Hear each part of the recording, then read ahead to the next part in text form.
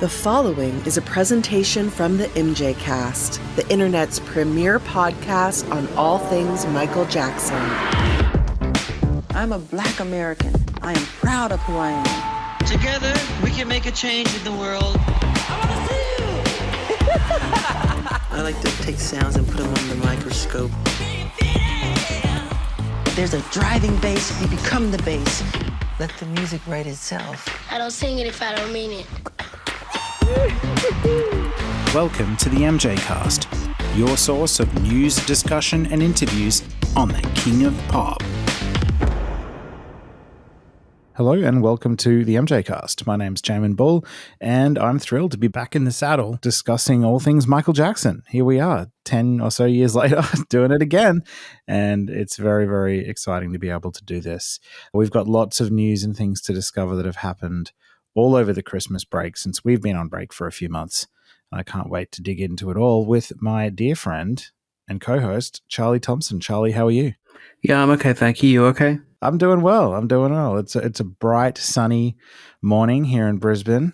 It's sort of coming out to the end of summer now, so it's starting to cool down, which I'm excited by because it's been a very hot summer. How are things in England? They're pretty temperate at the moment. They're pretty mild. Probably 2 weeks ago, I was still going out with 2 coats and a scarf on, and now I'm going out with a light jacket. It's all suddenly changed. It's a bit too balmy for February, really. It's all a bit disturbing. Global warming in action. Yes, you're right. Well, on that note, let's open up a new season of the MJCast. We've been on break and a lot has happened since late last year when we recorded with Taj around Christmas time. And we'll try to work through the news, I think, as it happened over the past few months. I've tried to order the news chronologically. One kind of interesting thing that happened was the photographer Lester Cohen, who photographed Michael on Captain EO during his meeting with President Bush and also when Michael was performing for MTV in 1995. He's released some never-before-seen photographs of Michael on the set of Remember the Time in 1992. Of course, that short film was directed by John Singleton.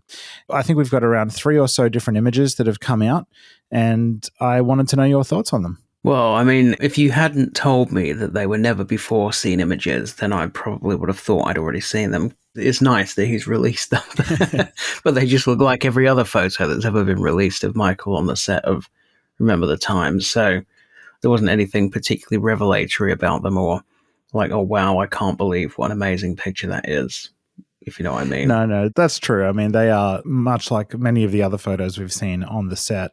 I just think they're beautifully shot. The colors are really, really warm and nice.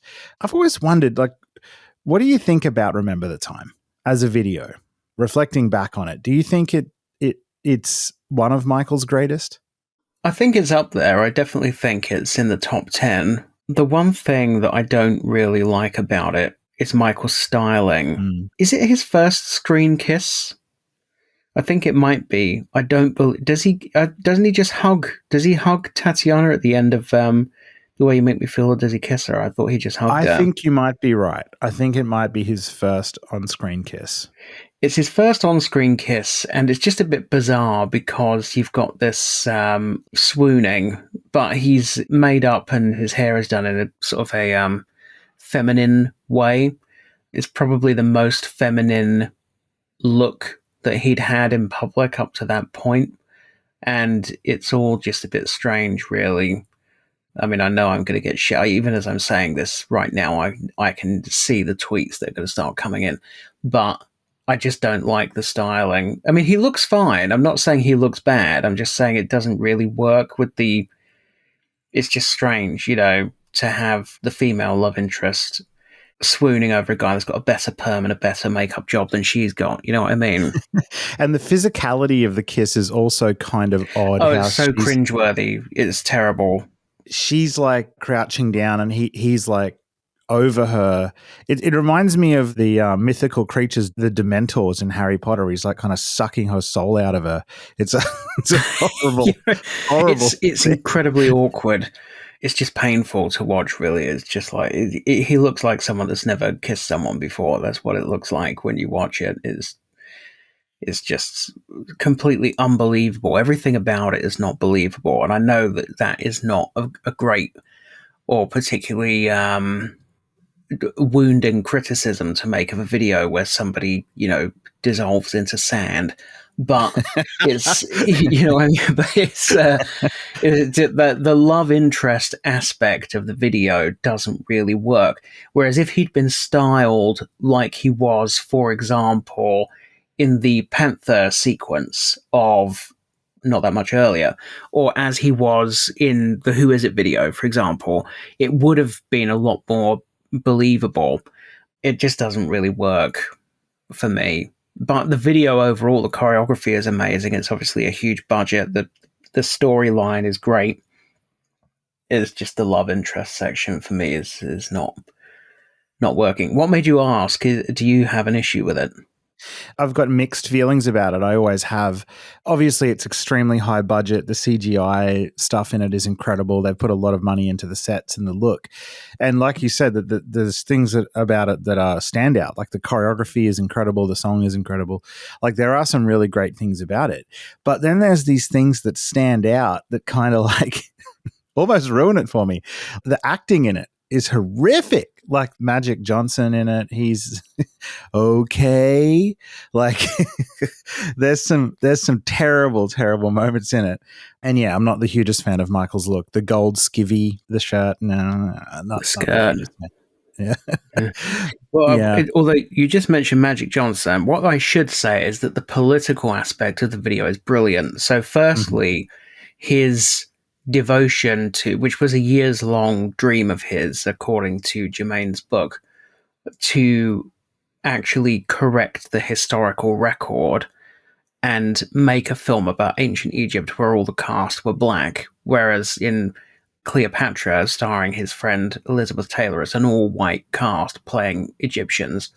And also, Magic Johnson had recently announced that he had been diagnosed with HIV, I believe. Yes. And at the time, there was a huge stigma still around HIV and AIDS. And Michael hiring him to be in the video was quite a political act on his part.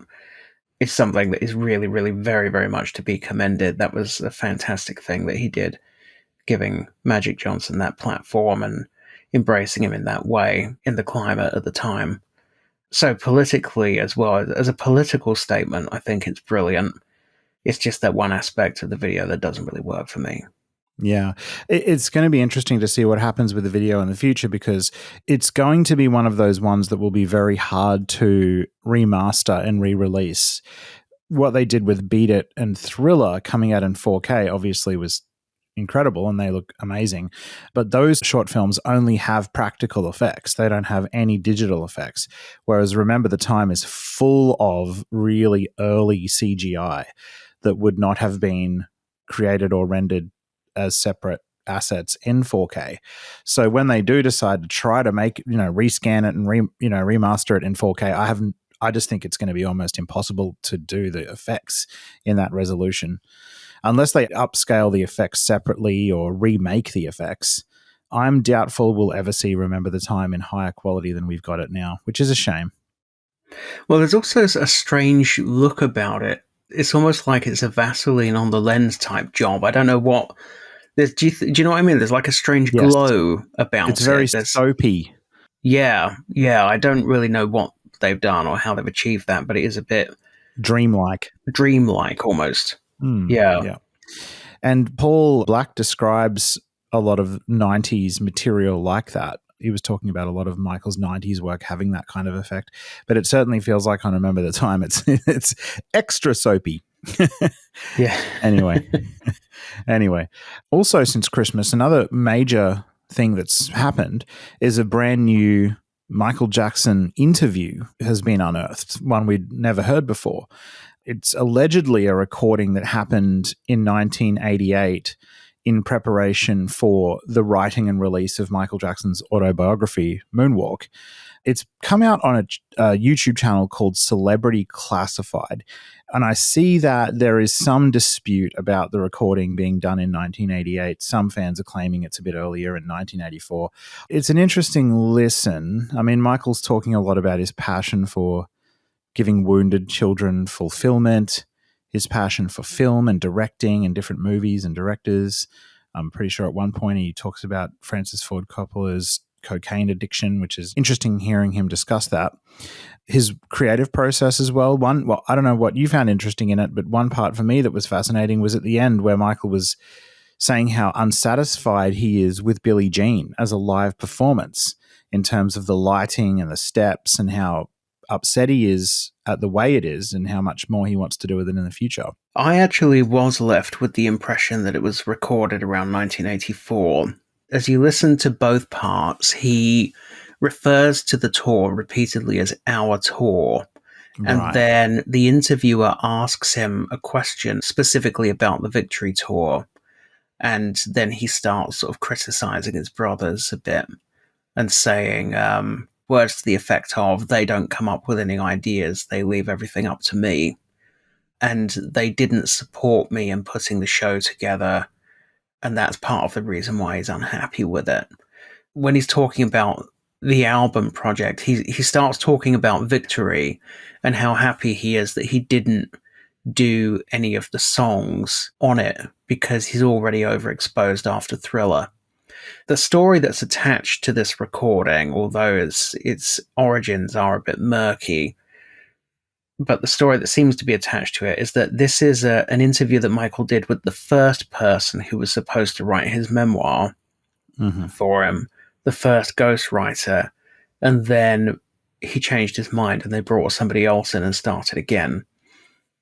So it does sound to me like a mid-80s recording.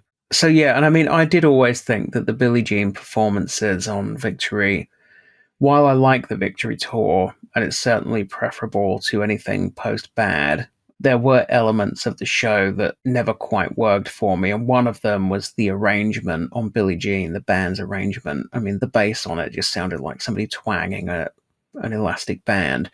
And and the songs, they're very fast, aren't they? I don't like how sped up they are, to be honest, on Victory. The dance sequence at the end, whatever you want to call it, the spotlight dance or the breakdown, obviously did evolve significantly by the time of the Bad tour. The moonwalk was substantially improved. The repertoire of steps that he performed in the breakdowns was expanded. So that's probably what he's talking about there. And when he says that he's not happy with the lighting as well, because of course what you get on the subsequent tours is basically a complete blackout with Michael illuminated by that one spotlight, which didn't really come to pass on the Victory Tour. Yeah, it certainly became a lot more theatrical. One thing that did jump out to me about the interview, I've listened to both parts, which adds up to about 20 minutes or something. And it really, I feel so sorry for the guy that's interviewing Michael, because it is kind of like getting blood from a stone. He's asking him questions and Michael's like, kinda. Yeah, maybe. It's just like, oh my God, I would be mortified if I'd been sent to do that interview and the person was responding. And I have had that in the past, people that you interview them and they just give you sort of monosyllabic answers. I just feel really sorry for whoever the guy is. I don't know why he got fired. Maybe he quit. I'm out. You have expect me to write a book based on this. Yeah, it's kind of a little Motowny style responses from Michael. He's being a little bit vague. What do you think about the section at the start where Michael's talking about emotionally healing wounded children? I found that fascinating, how articulate he is around his views on children, even as early as that at that point. Because when we think about Michael, wanting to help children and Neverland and all of that stuff, we're often thinking 90s and 2000s. But if this was 1984, he obviously had a very deep understanding of his own psyche even at that point. Yeah, there's an interview. Oh, now I'm trying to remember who it's with. Is it Melody Maker? There is an interview either before Thriller or very, very shortly after Thriller came out where Michael even talks about how he lets off steam by hanging out with kids and forgetting about everything else that's happening in the world. I mean, it's interesting that he says in this interview, which sounds like it's recorded in 84, because also it sounds like the guy that's interviewing him, it sounds like he's been on the tour. When he's talking about how he doesn't like Billie Jean, the guy says to him, well, what do you think when people like me tell you that Billie Jean on this tour is the best thing we've ever seen in our lives? So it sounds like he's been on the tour. Oh, but why was I saying? Anyway, so let's say this is 84. Michael actually says in this interview, I have helped many children. Words to that effect. He says there's so many children who don't get what they need from their parents and they get it from me. And I read to them, and he starts talking about this sort of ongoing, almost like a program that he's running for healing kids or something. So I was not aware of that being a huge part of his life around there. And I knew that he hung out with Johnny Spence because there's pictures of him hanging out with Johnny Spence and Taj. But and the Casio kids probably around this point, do you think? Or maybe I don't know. I don't know when he met the Casio kids. I assumed it was on the Bad tour for some reason, but I don't know why I assumed that, because I don't know where the hotel was that he met them in. Because didn't he meet them because their dad ran a hotel or something? Yeah, their dad ran a hotel, like I think it was called the Helmsley Palace or something in New York, and Michael was staying there and met the dad, and then the dad introduced Michael back to the family in their home in New Jersey. So I think it was probably Thriller era that was going on, but I could be wrong. Well, but then you have to assume he's not talking about the Casios, because otherwise he's basically saying that they had shit parents. Yeah. So I mean, I don't know who he's talking about. I wasn't aware of that being something that he was doing that early on. Maybe we will find out some more as more of the tape comes out. I mean, part 2 contains a promise of a part 3 to come. Who knows how many parts there's going to be. So I'll be intrigued to listen to the rest as they come out. Yeah, definitely. Do you wonder sometimes when these things are coming out so many years after the fact, I mean, especially being 2024, to what extent these things might be AI generated? I hadn't considered that until you just said it. I don't think that this could be AI generated. I just don't. I think at this stage you can still tell, even with deep fakes, I think that generally you can tell still at this point. We might soon be at a point where you can't tell, but I don't think we're there yet. Yeah, and even like even if it's not the whole thing that's AI generated, maybe it is authentic, but there's a part in it that's not. I don't know. It's difficult. It's going to be difficult, I think, moving forward to definitively say whether something is completely authentic, all of it. Yeah. It's very frightening, actually. I am sort of the opinion that AI should just be completely criminalized. The whole thing should be shut down and banned, because you're right, we are going to get to a point very soon where you will not be able to tell whether something is real or not, and that is just such a dangerous position to be in. Especially for people in your line of work who are like, your job essentially is around eliciting and uncovering the truth. So not being able to discern fact from fiction is going to make, well, your job simultaneously a lot more difficult, but also even more important. Well, that's true, but it's not really about journalists. It's about the readers, it's about democracy. It's about how do you vote confidently in an election when you cannot tell what's real and what's fake. Do you know what I mean? It's a threat to the very existence of the society that we live in. It could be used to topple governments. It could be used to turn populations against their governments based on nothing, based on fabrications. The potential for misuse of it is just gigantic. We've already seen it in the UK. I mean, it was a very crude attempt, but there was a fake recording of I forget who it was now. There was a Labour politician. Was it Sadiq Khan? I think it was Sadiq Khan, the mayor of London. Somebody leaked what turned out to be a fake recording of him making a number of incendiary statements. As it turned out, it was, at the moment, you can still tell you could tell that it was fake. There was something robotic about it, but give it another 2 years and you wouldn't be able to tell. And that is very frightening, especially as it coincides with quite a lot of people, largely very stupid people, who say, I don't believe anything I read in the press. I do my own research on YouTube and that sort of thing.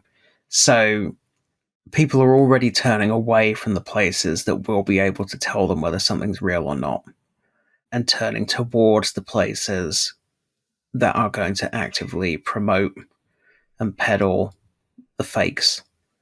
So it is really frightening. Yeah, I agree. And turning back a little bit to Michael Land, there are still things coming out that we had never heard before or seen before. Like we talked about photos earlier on. Michael Jackson unreleased song was just auctioned recently. I think moving forward, even questioning whether songs are completely authentic or not is going to be really interesting. Haven't we been questioning that since 2010? We have. Although, imagine if AI technology existed for Eddie and Jason. I mean, this particular song that's just been auctioned, it's called 7 Digits, and it is a Brian Loren track. The auction took place on February 7th. I don't know the outcome of the auction. I haven't seen any information or articles regarding how the auction went. All I know is that it took place on February the 7th. One thing that's interesting about this auction is that they decided to actually put a clip of the song itself on Instagram. I had never heard this song before. I'd heard about it, and when we interviewed Brian Loren, he certainly talked about there being other songs that he had done with Michael that we hadn't heard before. It turns out that's true. So 7 Digits, we now know generally what it sounds like. So you can hear a 10-second or so clip of it on Instagram. I'm sure many of our listeners already have. If you haven't, it'll be in the show notes. To me, it sounds a lot like Superfly Sister, which is not one of my favorite Michael songs at all. The auction included also something else that would be of strong interest to fans, I think, which is not only the song itself, but 1 hour and 15 minutes of audio of Michael in the studio. I don't know whether it's audio of him recording this particular track or just doing vocal warm-ups or what it is, but it would be interesting to hear that as well, I'm sure. This is very obviously a Brian Loren auction because the other items that were for sale as a part of the auction were given to Brian by Michael. So, for example, a fedora and a plaque or some kind of award plaque or something from the history era. We haven't really heard from Brian around the auction or, as I said, how it went, but we now at least know that 7 Digits is out there in somebody's hands. It's interesting. So you said it sounds like Superfly Sister. And by the way, I like Superfly Sister. It does. I think that in terms of the composition, it does. But I thought that the melody of the verses reminded me quite strongly of Privacy. And I'm sure I remember that when Brian Loren came on the MJCast, didn't he claim that he had heard something that Michael had released later in his career, and he felt that it had basically been ripped off from one of the songs that he and Michael had worked on? He said that Michael had taken something from it and used it, and he seemed a bit pissed off about it. And to me... Not just one that? song. Yeah, I remember that clearly. I mean, that was an interview I'll never forget. But he was saying that it wasn't just one song. He was saying that from the Dangerous era onwards, Michael took aspects of all the work they did and turned them into other songs on all the albums, History and Invincible. And I was shocked by that because I could have maybe understood History, but something that was a decade later or more after their recording sessions, you know, finding its way onto the Invincible album and then Brian not being credited, I was like, wow, really? That's maybe a bit of a stretch. I think he might have even named Privacy or one of the songs on Invincible. And obviously at that point, we didn't have any proof that that was going on. But you know what? Unfortunately, as Michael Jackson fans, we do have to be honest. That is consistent behavior for Michael to take work and repurpose it and not credit the original creator of that work. We saw that happen with Brad Buxter and Stranger in Moscow, famously. Well, yes, and when we interviewed, I wasn't on the Loren interview, although I listened to it afterwards, of course, and you're right, it was very interesting.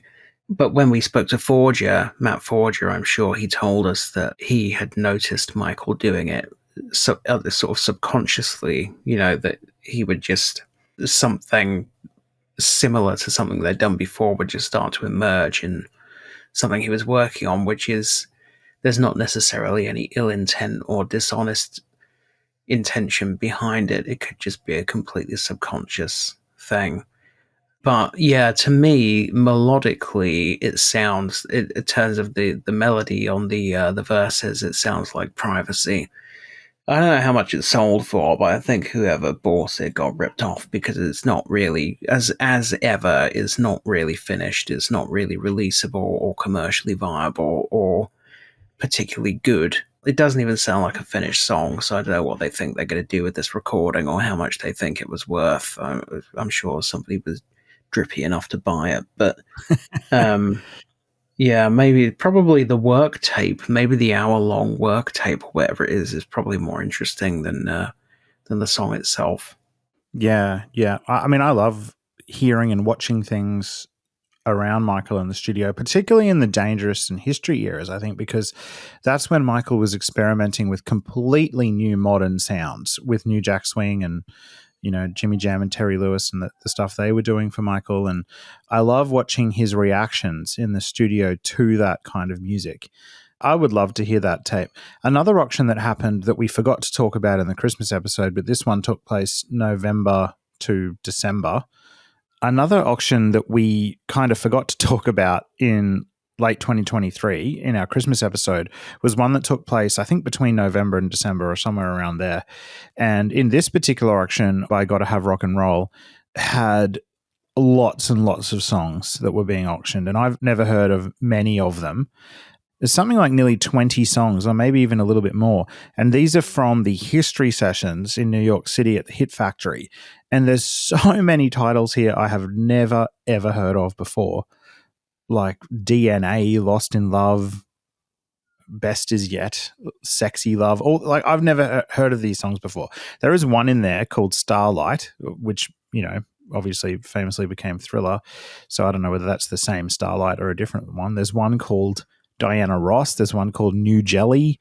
I've never heard any of these or heard of any of these. It wouldn't surprise me if they're sort of just grooves on a tape rather than Michael singing or anything like that. Do you have any thoughts on this? I had heard some of the titles, like DNA, but I don't know what any of the songs are, really. I would love to be proved wrong, but my impression, based on everything we know and everything we've heard since 2009, is that there is nothing of any interest in the vault. There's no great song sitting in the vault unreleased, and there wasn't in 2009, and there isn't today. That is all of the available evidence is telling us that. So again, I don't know what kind of drip you would have to be to go to an auction and buy this, but what you're going to get is a load of click track, like a really basic sort of Casio keyboard sounding beat, and then Michael sort of going la la la over the top and mumbling gibberish. That's what you're going to get in most instances. So try before you buy would be my advice. Demand a listening session before you put a bid on, because you're just going to get a bunch of crap. I'm convinced of it. I'm just so not enthusiastic about the idea of, whenever somebody sends me something and says, oh, look, this clip has been released of a song called 7 Digits. I was like, well, it's going to be shit, isn't it? And then I listened to it and it was. So, I just don't care, really. I just have no interest. I don't know whether for me it's an age thing, but I know 10 years ago, whenever anything of Michael leaked ever, I was just over the moon. I thought it was the greatest thing ever. Maybe that was kind of because he had just passed and I was just lapping up anything at all. But now it's gotten to the point, and this is terrible. I feel bad even saying this, and I'll probably get hate mail for saying this, but I don't even find it like appealing to go and listen to some of the tracks that just came out on Thriller 40 that we hadn't heard before. No. Like I think I listened once and I'm just not that interested in going back and listening to them again. Because they're not very good. Yeah, I think I've come around to the point of view that Darren Hayes famously articulated some years ago, whereby don't reveal what's behind the curtain. Leave that there because it just makes the stuff that Michael chose to release even better. The more that comes out, I do feel like it's, I used to have the opinion, and I guess to some degree I still do, if you package it correctly, if it's a demo, if it's something unfinished, and you package it correctly with a box set, it can be really tasteful. But the more that comes out, it's just, did we need that? I don't know. I think part of the problem is that once upon a time, a box set was something that you only encountered if you were a hardcore fan that went to the record store and paid £60-70 to buy it. But we've now moved to an age of streaming, although not me. I don't use any streaming still. I'm still an old man. But the problem is now, when you put those demos out on a, quote, box set, they just go on Spotify.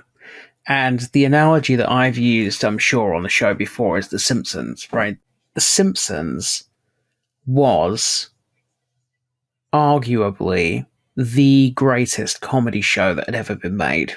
And if it wasn't the greatest, it was in the top 5. From season 2 to about season 8, it was just magnificent. Pretty much every episode was amazing.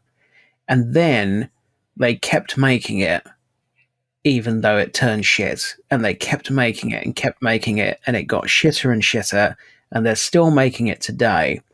And what was once the greatest episode for episode comedy of all time, one of the most consistently amazing shows, series after series after series, where pretty much every episode was amazing.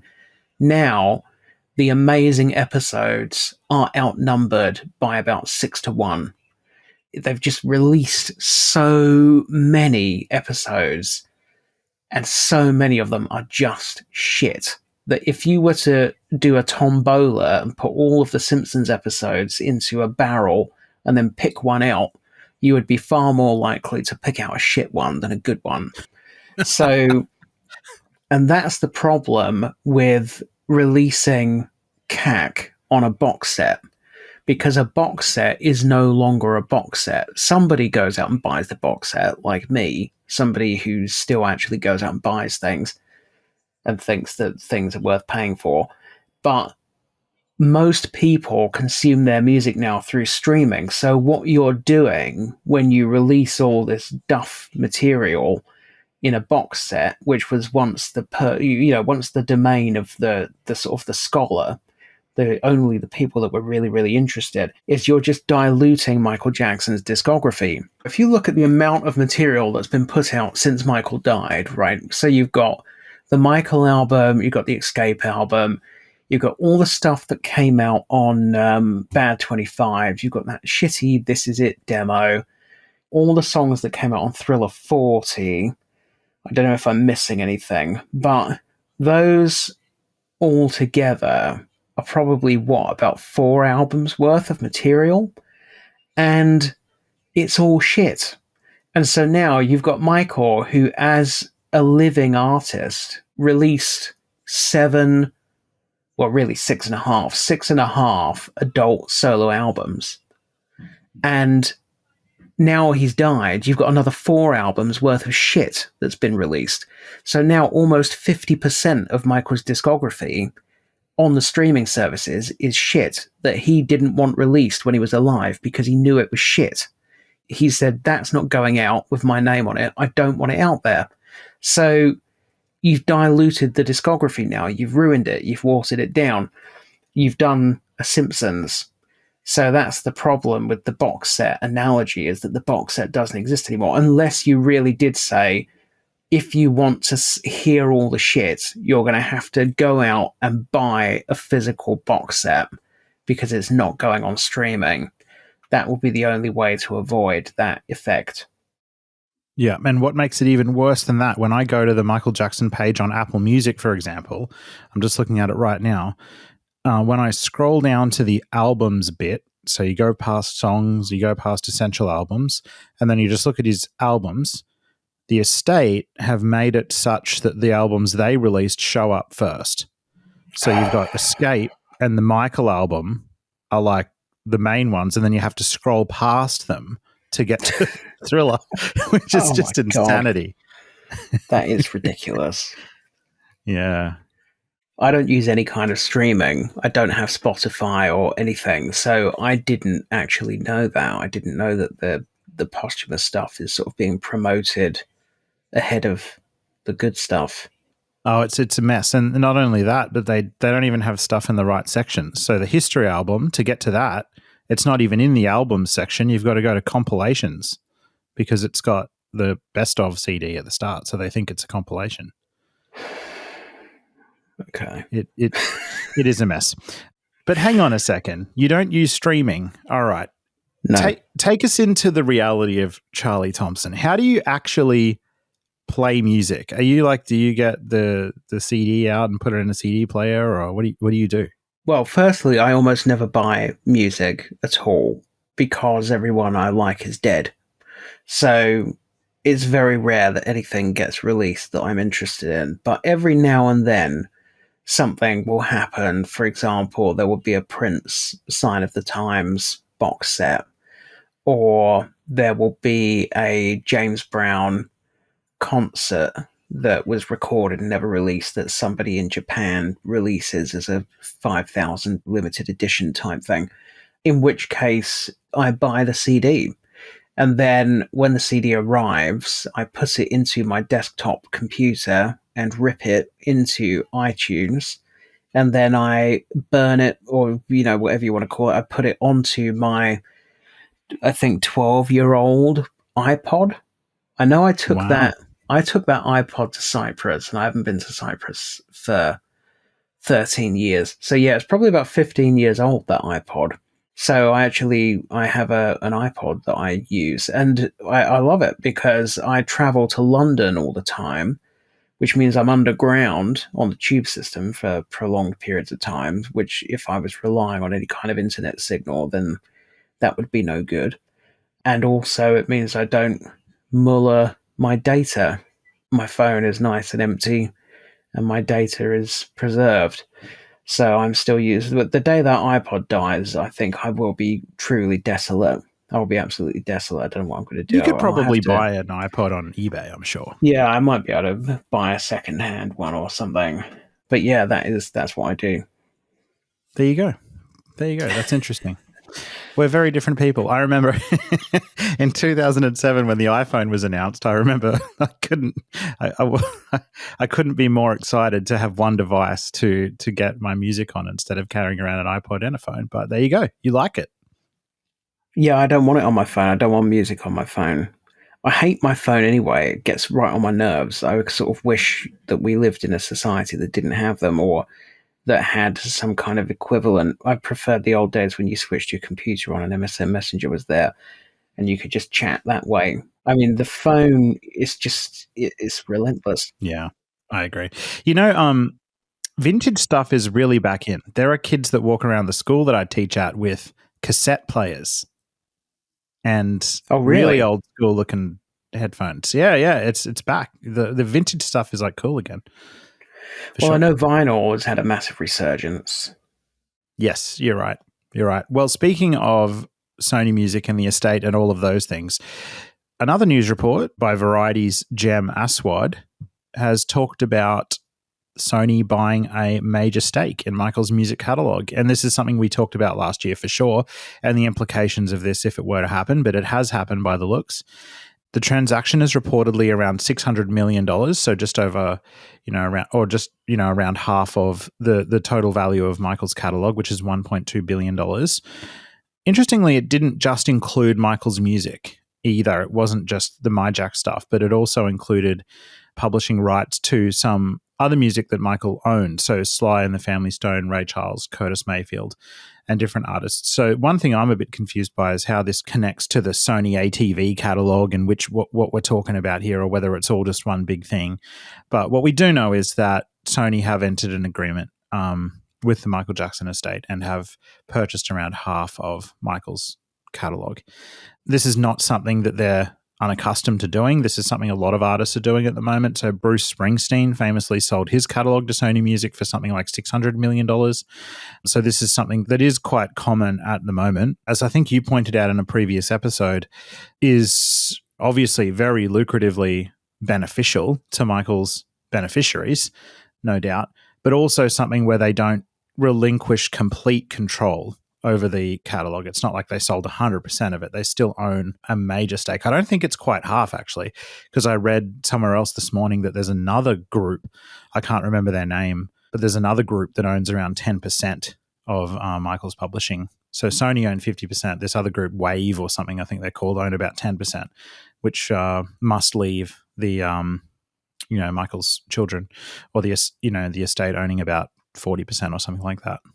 There's no question that the beneficiaries, assuming the money goes to them, have done fabulously well out of this deal. I mean, $600 million on top of the billions that have already been earned in the 15 years since Michael died, And the Beatles catalog sale also. Let's not forget that. That was a monstrous deal.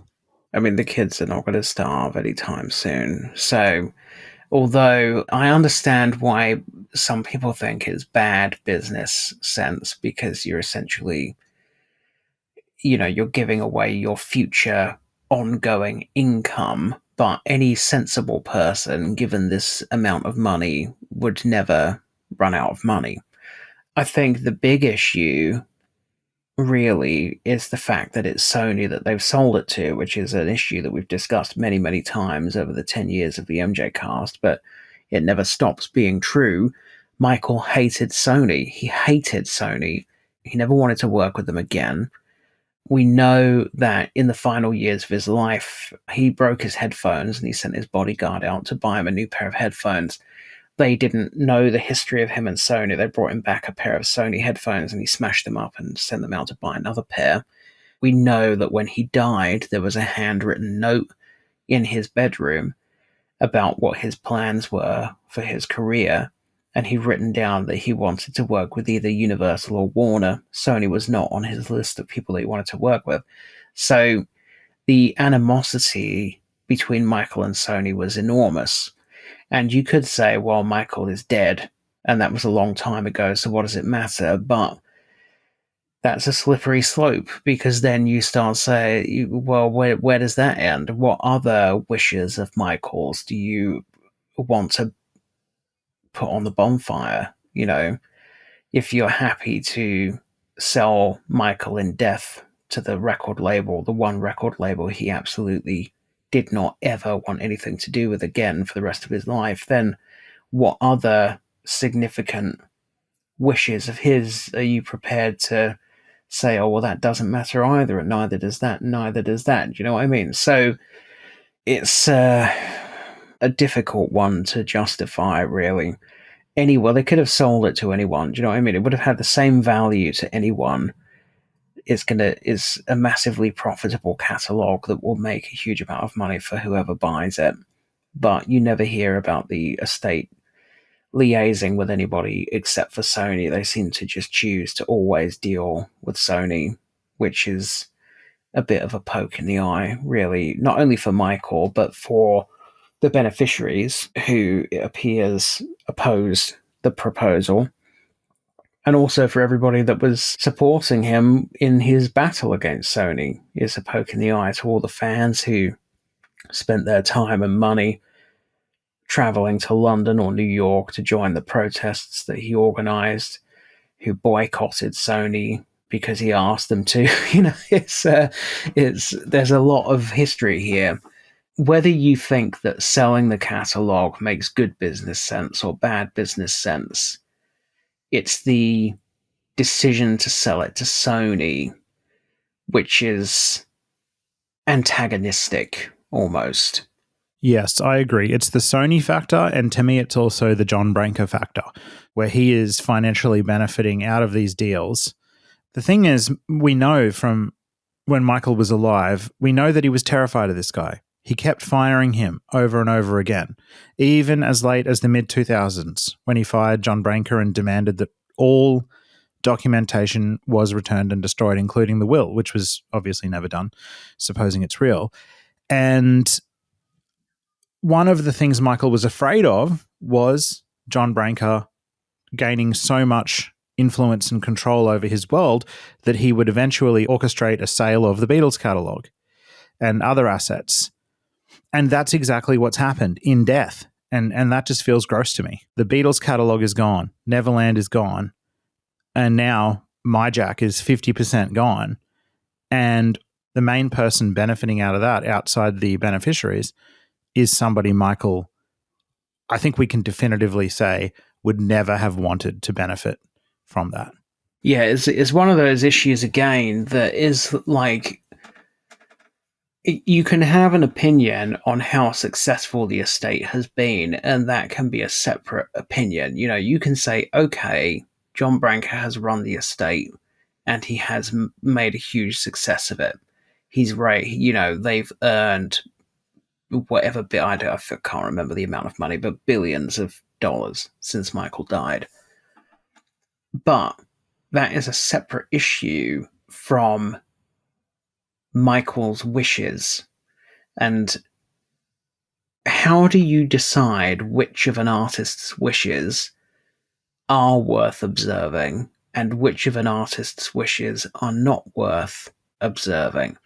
Now, somebody could say, if Michael felt that strongly about it, then why didn't he leave an updated will? Of course, there's speculation that he did, but it's such a murky issue. It comes back to me, it's sort of like a matter of principle. And if you're prepared to say, oh, well, okay, well, just ignore that wish of Michael's. I don't care if you ignore that one. It's like, well, who gets to decide which one is ignored and which one is not? I tend to be of the view that an artist's wishes should be observed, and that's it. Do you know what I mean? If Michael said when he was alive, I don't want to work with this person again, I don't want to work with this company again, I don't want anything to do with this, I don't want these songs released, I have chosen not to release these songs, it just feels to me like that should be observed. It's just one of many, many, many, many, many examples now, since he died, of his wishes not being observed. And what you're also witnessing, I would suggest, is a changing fan community, which is increasingly not comprised of people that were around when he was making these wishes known, and who like to involve themselves in discussions and think that they're very brainy and sort of behave in a very juvenile way and tell people that they're to shut up, boomer, and all that sort of shit. And they don't know what they're talking about. They weren't there when Michael was still on the bus with his bulletproof jacket on. They weren't there when he nearly died in Santa Maria 2005. Do you know what I mean? They have no idea of the history. They're not invested. They weren't around at his darkest moments, and they don't remember the extent to which he was invested in these things and made it known that he was invested in these things. And that's kind of what the estate's promo guy, I don't know what you would call him, like marketing guy, Jampol, there's that interview that he did where he said that to him, the worst people in the world are an artist's existing fans, because they already have everything, or something like that. I can't remember exactly what he said, but he said his whole job is to create a new fan base that replaces the old one. To him, the old fans are like a cancer. He just wants rid of them. He wants nothing to do with them. They're his worst enemy. There's an interview out there on YouTube where he says that. This is the guy that does all the estate's online marketing and stuff. His name is Jeff Jampol. I was out the other week with Samar Habib from the Michael Jackson Academia Project. We were out together at a mutual friend's birthday dinner. and we were talking about this very issue and about the extent to which Michael's wishes have not been observed since he died. Mm-hmm. And he said that he has just lost his energy now to really fight about it or argue about it, because he feels outnumbered now. The people that cared about it have given up, and the fan base is quite heavily comprised now of sort of young people that don't know what they're talking about. They didn't live it, they don't remember it, and they just don't care. All they care about is, I want another song, I want another documentary. That's all they give a shit about. They don't care about they don't care about Michael. They don't care about Michael as a man, because they weren't here when Michael the man was here. To them, Michael is somebody they've seen photos of. He's somebody whose voice they've heard on a song, but they have no attachment to him as a person, and they have no emotional investment in his story or his history. Mm.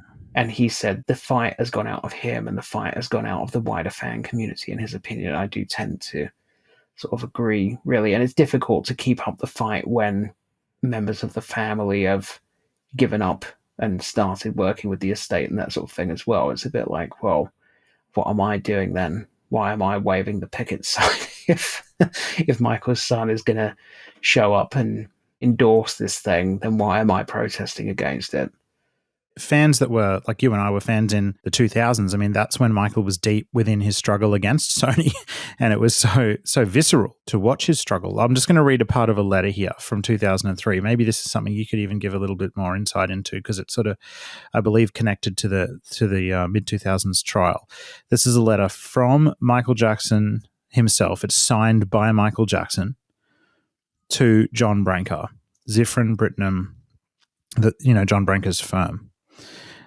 Dear John, this is to confirm that I am terminating the services of you and your firm effective upon delivery of this letter.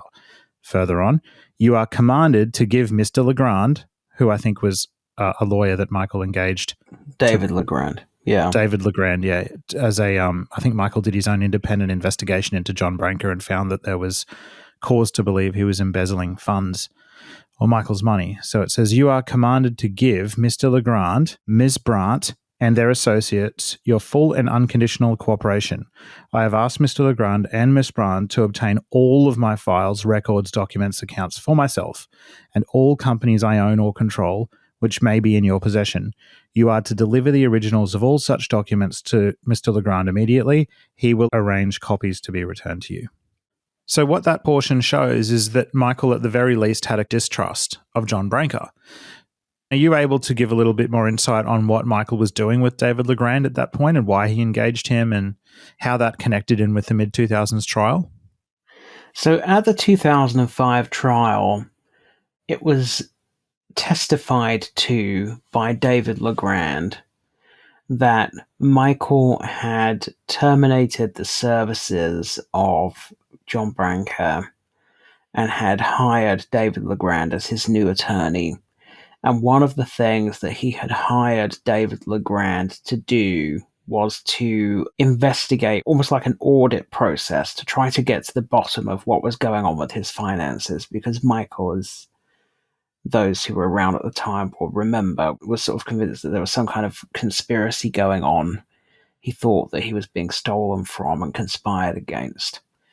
So what David Legrand testified to was that there was a preliminary investigation done, and that's referred to in the court transcripts as the Interfor report, and that the Interfor report raised concerns and questions around the activities of people like Dieter Weisner, Ronald Konitzer, and John Branca.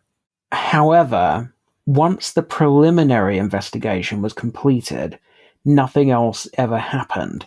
So there was supposed to be an actual investigation which followed up on the sort of suspicions, the concerns that had been raised, and that investigation took place. So no evidence was ever uncovered of John Branca embezzling funds. What was testified to at trial was that there had been a preliminary investigation where concerns had been raised, but certainly no evidence was produced to say that it had actually happened. I know that John Branca has given interviews in the past where he has specifically addressed this and has specifically refuted it and said that he was not embezzling any money and that this was all rubbish. So we probably should mention that. It's very murky also whether John Branca had come back at the very end of Michael's life, because he was involved in email chains concerning This Is It. He was part of an email group involving Randy Phillips and others discussing issues to do with the This Is It concerts. So it appears that he was involved in some capacity, but it's unclear whether Michael had consented to that or had knowledge of it. I don't believe there's any letter that says I'm rehiring you or anything like that. So what's the main source that we have that's created the narrative that Michael hired John Branca again a couple of weeks before he died and was back as one of his main lawyers? From memory, I think it was Randy Phillips who revealed it. And also in the wrongful death suit that Katherine Jackson and the children brought against AEG, emails were disclosed as evidence, and John Branca was involved in the email chains. Right. So there is evidence that he was involved in the sort of the behind the scenes organization of the This Is It concerts in the final weeks before Michael died, but it's unclear at what point he became involved or in what capacity. As I say, there's no letter from Michael that says you are rehired or anything like that. And there was a lawsuit that was filed by Ramon Bain, Michael's former manager, where she said that she was entitled to some of the money from This Is It because the deal was sort of her idea and it was initially negotiated under her management. And Michael pulled out at that time, but then revived the deal at a later date. Somebody, I can't remember whether it was Ramon Bain or somebody else, submitted a sworn statement that said that sometime around 2008, they were in a meeting with Michael and somebody mentioned John Branca's name. And at the mention of John Branca's name, Michael erupted into hysterical shrieking. He just started screaming. So that would indicate that as of that time, which was circa 2007/8, he still was not president of the John Branca fan club. But what happened in the interim, who knows? I mean, he did bring back Frank DeLeo. So is it beyond the realms of possibility that he might have been persuaded that bringing back John Branca was also a good idea? And in fact, might have been a good idea. I mean, certainly since he severed his relationships with those people, everything had gone tits up. So they are the go-to people in the business for a reason, and maybe he did decide to bring them back, even if it was a sort of a grin and bear it type situation. That is very much a possibility, but it's all a bit murky. Yeah. So, I mean, in addition to the issues surrounding Sony Music and then John Branca, we've also had more revelations recently around this court case that's sort of going on. It's not, would you even call it a court case?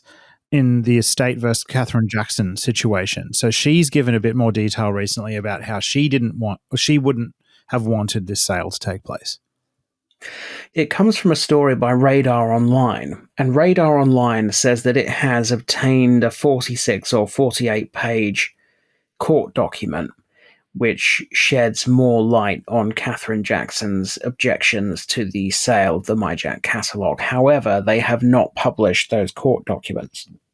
So all we have at the moment is Radar Online's story about the court documents. It doesn't give a huge amount of detail, but what it does reveal, according to Radar Online, is that it was not only Katherine Jackson, Michael's mother, who was opposing the MyJack sale. It was also his daughter Paris and his son BG, whereas Prince, his other son, his oldest son, had been neutral, had said that he would defer to the probate court's decision. So 3 of the 4 beneficiaries, because 20% of the estate per the will that was produced goes to charities, but those charities are not named. So although money goes to charity, there is no named beneficiary. So there are 4 named beneficiaries, which is Michael's mum and his 3 kids. And 3 of those 4 named beneficiaries were objecting to the MyJack sale. However, the reasons for their objections remain undisclosed, even in these court documents that Radar has obtained. So they were set out in previous court documents which were redacted.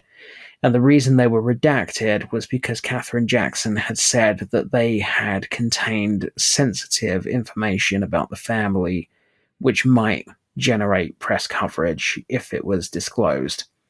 We now know that 3 of the 4 beneficiaries were opposing the sale. We also know that there was quite a technical legal dispute about whether the estate had the right to sell the catalogue in the first place, but the court decided that it did. The court decided that the estate executors had the authority, had the right to sell the catalogue, even if the beneficiaries opposed it. And that is what has happened. But according to Radar Online, Catherine's appeal remains live. The case has not been closed. There is no record of any deal having been reached between the 2 sides. As far as anyone can tell, the catalogue has been sold despite Catherine's case still being pending, which is somewhat peculiar. It might suggest that the case has been resolved outside of court and the court system has not caught up yet. That's the only explanation I can think of, really, apart from that the executors have just decided that they don't care what the court says and they're just going to sell it anyway, but I just don't think they could legally do that. So it sounds like there might have been some resolution whereby Catherine, Paris and BG backed down, or some agreement was reached, which we don't yet know about. I just find this really disturbing, personally. And maybe that's coming from a position of not understanding all the technicalities behind the case, but if you've got 3 of the 4 beneficiaries not wanting it sold, and one of those is Michael's own mother, the person that Michael wanted his money left to, and they don't want this to happen, it just disturbs me that the executors would move ahead and do this regardless. But anyway. Yeah, I mean, again, it comes down to a matter of principle. It's like, I freely admit, I do not know whether this is a good decision or a bad decision. I'm perfectly happy to admit that. I do not know whether this is a good business decision or a bad business decision. I'm not an accountant, I'm not a lawyer, I'm not a business person. I just don't know. I'm sure that you could argue it either way. I'm sure that somebody could make a very compelling argument that it's a bad idea, and somebody else could make a very compelling argument that it's a good idea. So I do not profess to have the answer to that question. But as a matter of principle, if the people that you are supposed to represent don't want you to do it, unless it's life or death, or unless it's like, if we don't do this, the estate is going to collapse and you'll have nothing, I just don't really see what the impetus is, what the justification is for riding roughshod over the beneficiary's wishes, because the executor's job is to act in the best interests of the beneficiaries. And if the current situation is that the beneficiaries are already going to be looked after for the rest of their lives because the estate has made so much money, then how is it in the best interest of the beneficiaries to ignore and overrule them? I just don't understand how that can be the case. But maybe, as I say, there might be a great reason that none of us know about, but What could it be? I don't know. I just don't know. As a matter of principle, it feels wrong. It feels wrong to continually defy the people who you are paid to work for, essentially, because the executors work for the beneficiaries. The executor's job is to run the estate. The people that own the estate are the beneficiaries. They are the people that own all of the income. It's their money, and the executors are effectively just looking after it for them. So to keep ignoring them and defying them and overruling them is just very difficult to understand. Yeah, and I think Katherine Jackson articulated that herself, I think, to Larry King at one point when she was interviewed. She said, I'm the estate. They're just the lawyers. Yes, that's very true. Yeah, so the beneficiaries of the estate are Catherine and the kids and some charities, some sort of unspecified charities. Effectively, the estate is owned by the beneficiaries. The will says that the money should go to them in the form of a trust. And the executor's job is to steward the estate in the way that best serves the interests of the beneficiaries. So it is to resolve all lawsuits, pay off all debts, and make as much money as it can. So the dispute, I suppose, is over, is it, and this is the question to which I don't know the answer, is it better financially for the beneficiaries to retain ownership of the catalogue and keep earning royalties on it in perpetuity? Or does it make better financial sense to forfeit a portion of those royalties in perpetuity for a giant upfront cash sum? I do not profess to know the answer to that question.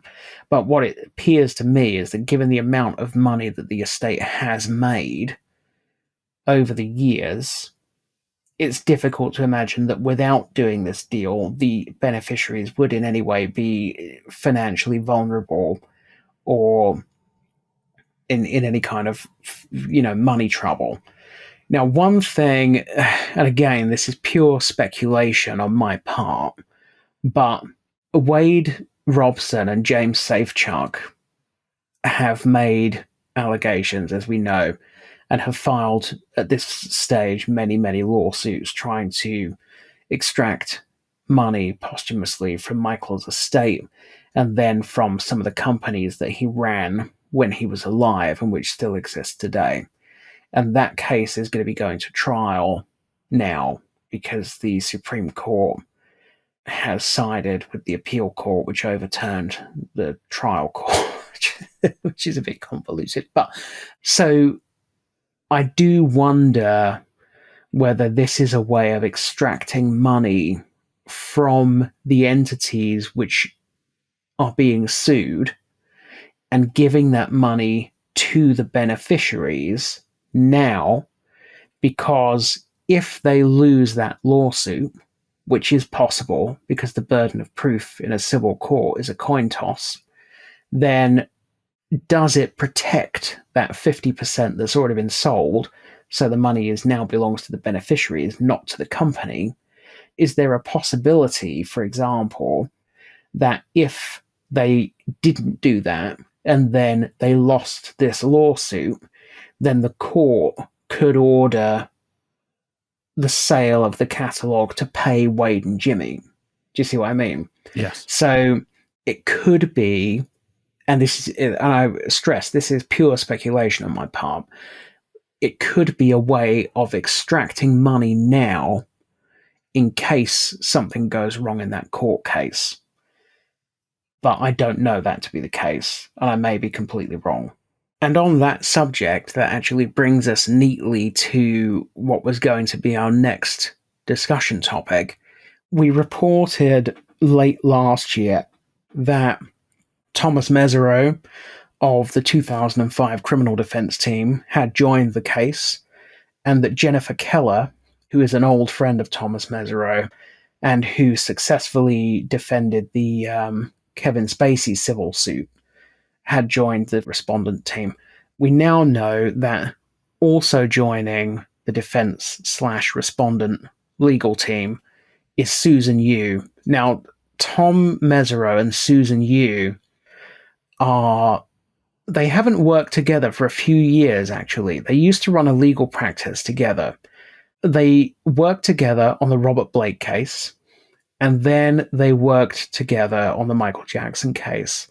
And Susan Yu is certainly in the Michael Jackson case. I don't believe she ever led any examination of any witness. I don't believe she stood up in court and questioned a single witness. But Susan Yu is the document person. She knows the case upside down and back to front. She is all across the evidence and the paperwork. That was her role. And her other role was in the Jackson case was managing Michael. Actually, she became a huge confidant to Michael and very much looked after him during the trial. So getting the Jackson 2005 criminal trial defense team back together is going to be very interesting. I mean, as I say, and I always say, because I don't want to give fans false hope, the burden of proof in a civil court is extraordinarily low. In a criminal court, you must prove the person did the thing beyond any reasonable doubt. In a civil court, the burden of proof is referred to as either the balance of probabilities or more likely than not. They mean the same thing. And in practice, what they mean is that if the juror is 50.01% sure, then they find that the person did the thing that they're accused of. So it literally, the burden of proof is akin to a coin toss. It doesn't mean to say that in every case that succeeds, it only succeeded because the proof was 50.1%. In many civil cases, there will be proof to 100%. But when you lose a civil case, it can be because the evidence was as low as 50.1%. The jury just about thought it was more likely that the person did the thing than that they didn't do the thing. So it's a very dangerous situation for the Jackson defense to be in. The burden of proof is trash. It shouldn't be allowed. It's outrageous that such a burden of proof is allowed to exist, and it exists in the UK as well as the US. It's not a position that anybody should ever want to find themselves in, but it is what it is. I don't know what your response is to those things. I don't have much to add at all. I think you've done a brilliant job in just covering that and explaining what's going on. My initial and only response is that I think it's hopeful. I mean, she, as you said, understands Michael. She spent a lot of time with him on a personal level, as well as understanding the ins and outs of the mid-2000s trial, which Wade defended Michael in. So she is, I think, very well placed to be on the team. She's from what I understand, a very experienced and exceptional lawyer. So I think bringing the old gang back, I mean, that's good, right? Like that gives me hope. I mean, what better team could there be than Tom Mesereau and Susan Yu? These are people that understand Michael and understand the accusations against him and the potential motives that the accusers may have. So I'm given hope by this.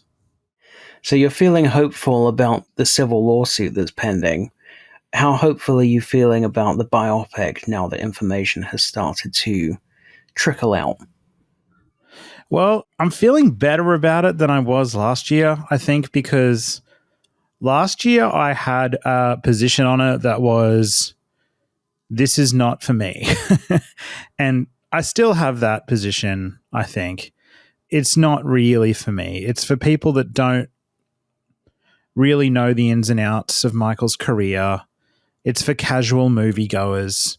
It'll really serve the great purpose of hopefully correcting the narrative in the public mind share around Michael himself, but also getting people excited for Michael's music again. Good things can come from that, for sure.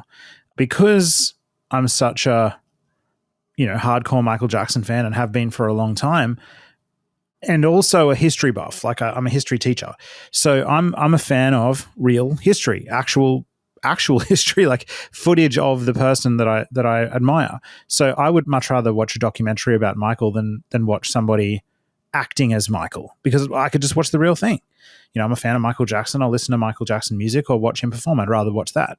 So it's probably not for me. I'm not going to, become a Michael biopic fanboy. I probably will see it, and I'm hoping that I'll be able to lose myself, and that Jafar and the team putting this together will help me suspend my disbelief, and for that couple of hours just enjoy the drama and the narrative and that kind of thing. But I'm going to pick out little bits of it. I'll be, that costume's wrong. That's happening at the wrong time in Michael's life. That acting wasn't so great. Oh, that doesn't look like Michael. Those things are going to happen. But the best I can hope for is that the public enjoy this and that it presents Michael in a positive and truthful light and get people excited for his music. That's what I'm hopeful for, not the film itself necessarily.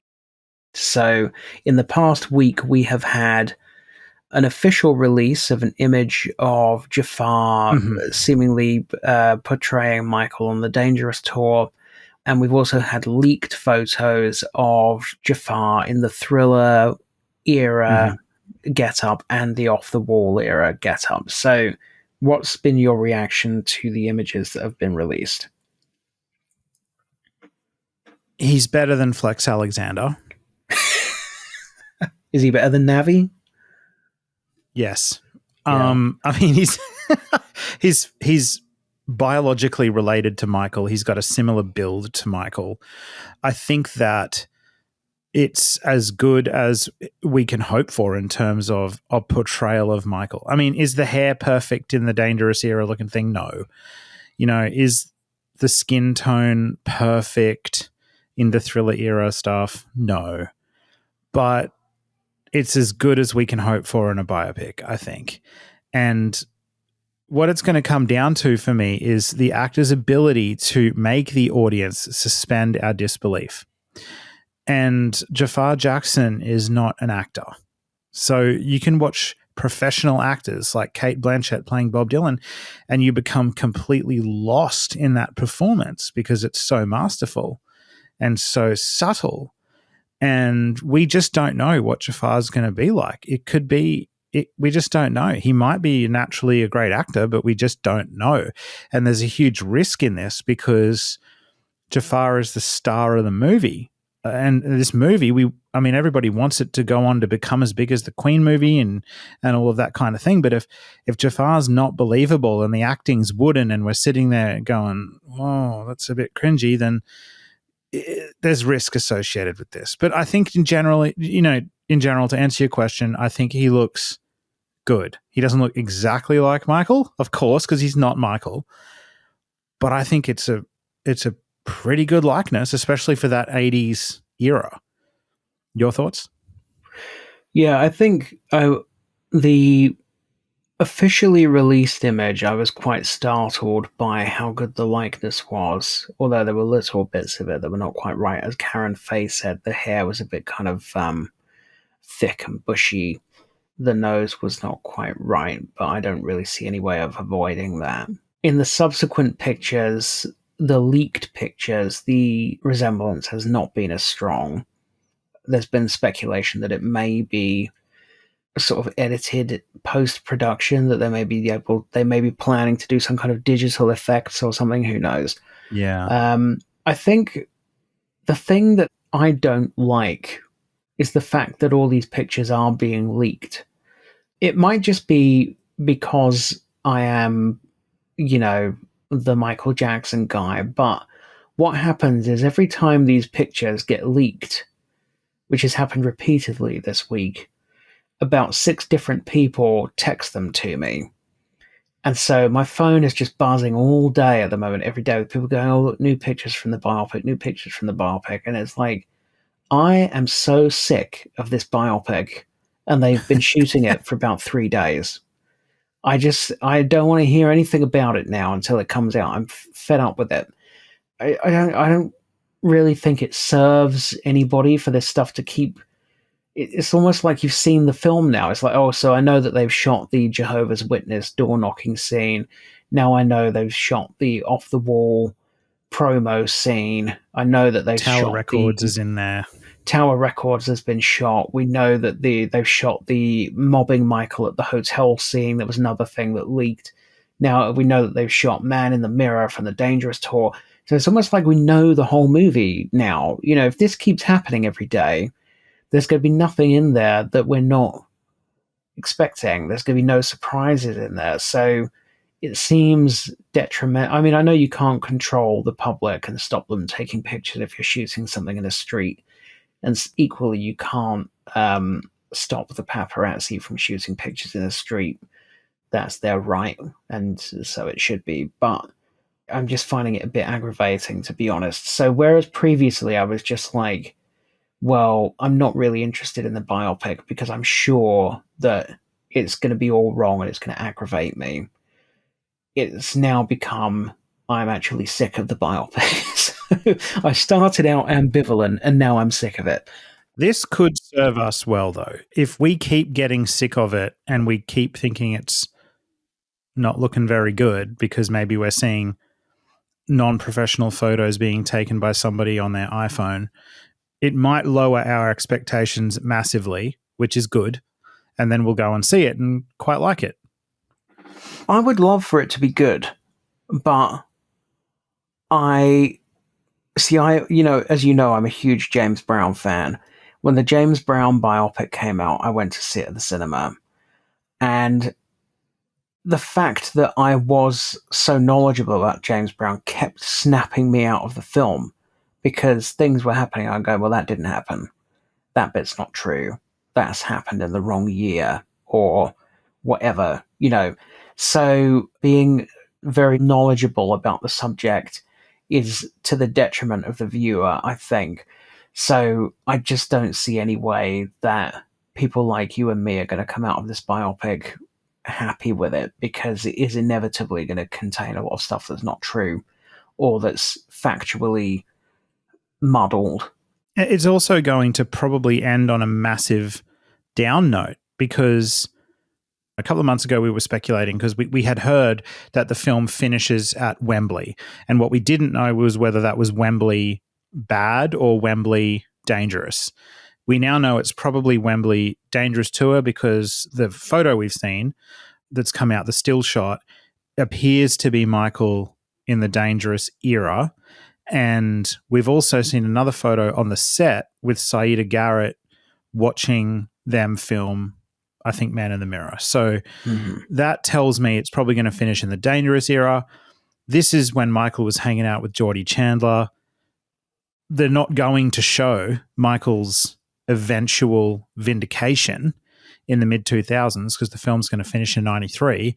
So to me, the film would have to finish on a down note, because it'll probably conclude with the Chandler family, you know, coming after Michael going into drug rehab, and that's that. Like, if they're going to do a historical, a truthful discussion of Michael's life up until that point, that was like one of, if not the lowest points of his entire life, was the dangerous era. We talked about this in the Christmas episode. They can't cut that out.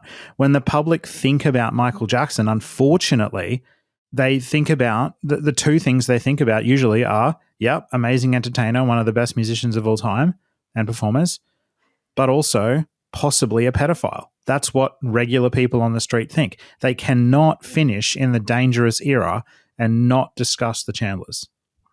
Well, you say they cannot, but they can. And if they do that, the public will reject this film. Yeah. Well, certainly the critics will reject it. It'll be I think the thing is, they probably know that even if they make the greatest film that's ever been made, the critics are going to slag it because it's Michael Jackson, and the press hates Michael Jackson. So even if it's an amazing film, even if it is the 21st century Citizen Kane, they're still going to get shit reviews. That everyone's going to say, oh, it's a vainglorious, it's a whitewash, whatever. The critics, they've probably already written the reviews now, right? And you saw it when Michael released albums in the latter half of his career. The review of the album would just be basically a list of reasons why they think he's weird, and then, oh, by the way, there are some songs on this album. So maybe they just don't care if they get shit for that, because they know that Michael is so famous around the world that this film will make money regardless of what the reception is. And maybe that's what they're banking on. Who knows? But the Wembley concert on the Dangerous tour was 92. So if they're ending at Wembley on the Dangerous tour, then it is actually before Michael even began hanging out with Jordan. He'd met him, but he hadn't started hanging out with him. So it could be that they are planning to end it. It seems to me again, it's sort of indicative of, if that is the case, then it indicates that there's going to be some kind of phony narrative going on here, because the idea that Michael's career was building towards playing Wembley is just a nonsense. Wembley was one of many, many stadiums that he played on these tours. It wasn't a dream. Michael wasn't growing up in Gary, Indiana, saying, my dream is to one day play in North London, right? Why would he be? That doesn't make any sense. So it's almost like they're just trying to copy the narrative of the Queen biopic and shoehorn Michael Jackson into it, right? So I have no idea why the director would say, we're following his journey from Gary, Indiana to, he said Wimbledon, but we have to assume he meant Wembley. What journey? There is no such journey. Michael's goal in life was not to play Wembley Stadium. So that kind of sounds like some bullshit, if that is the direction they're going in. But the producer had said previously, and I think the director had said previously, that this film would go into all the allegations and all that stuff. They said it would cover everything, his trials and tribulations, the legal stuff, but who knows what's happening. Well, that's just not possible. Unless they just make it so that the allegations happened in the bad era, or that's probably something they might do. But the thing is, what do you learn in first grade at school about writing stories? Beginning, complication, resolution, right? There needs to be a problem in the middle of the film that Michael's dealing with somehow for this to be engaging for audience members. The problem for me here is that when you look at Michael's life in context, his whole life, his great struggle was against the media, who were portraying him as a monster, when really those who research it know that he wasn't a monster at all. He was trying to help people. That was his great struggle. And among other things, like shady people around him trying to bring him down and all kinds of things. But his main issue was that he was accused of things he didn't do and had to deal with that for the second half of his life. Now, because of the timing, the time frame of this film, and it finishing when he was in his 30s, before he was, accused of anything, if they finish it then, they're going to have to come up with another great struggle for Michael, or a problem for him. And if it's not the allegations, sure as hell they're going to make it his family. Well, that's very possible. That is very possible. And if this film comes out with the major complication in the middle of the film being Michael versus the Jacksons, I will be frustrated. But we do have Taj telling us late last year that, he's seen the script and he's happy with it. So, and if there's anyone that's sensitive to, anti-Jackson narrative, it's Taj. So I guess that's hopeful. Yeah, well, what do you think? Would you put it past the MJ estate to take the film up to Dangerous, and then if it's a success, go for a sequel? It's exactly so they can what make I think they 2 should billion do. Instead of 1 billion. That's exactly what I think they should do. I don't know if they will, because I don't know if there's a precedent for successful biopic sequels. I don't think there is really. But I think that's probably what they should do, because they can sort of address, if they pretend like the allegations happened in the bad era or the early Dangerous era, they could sort of shoehorn that back in there.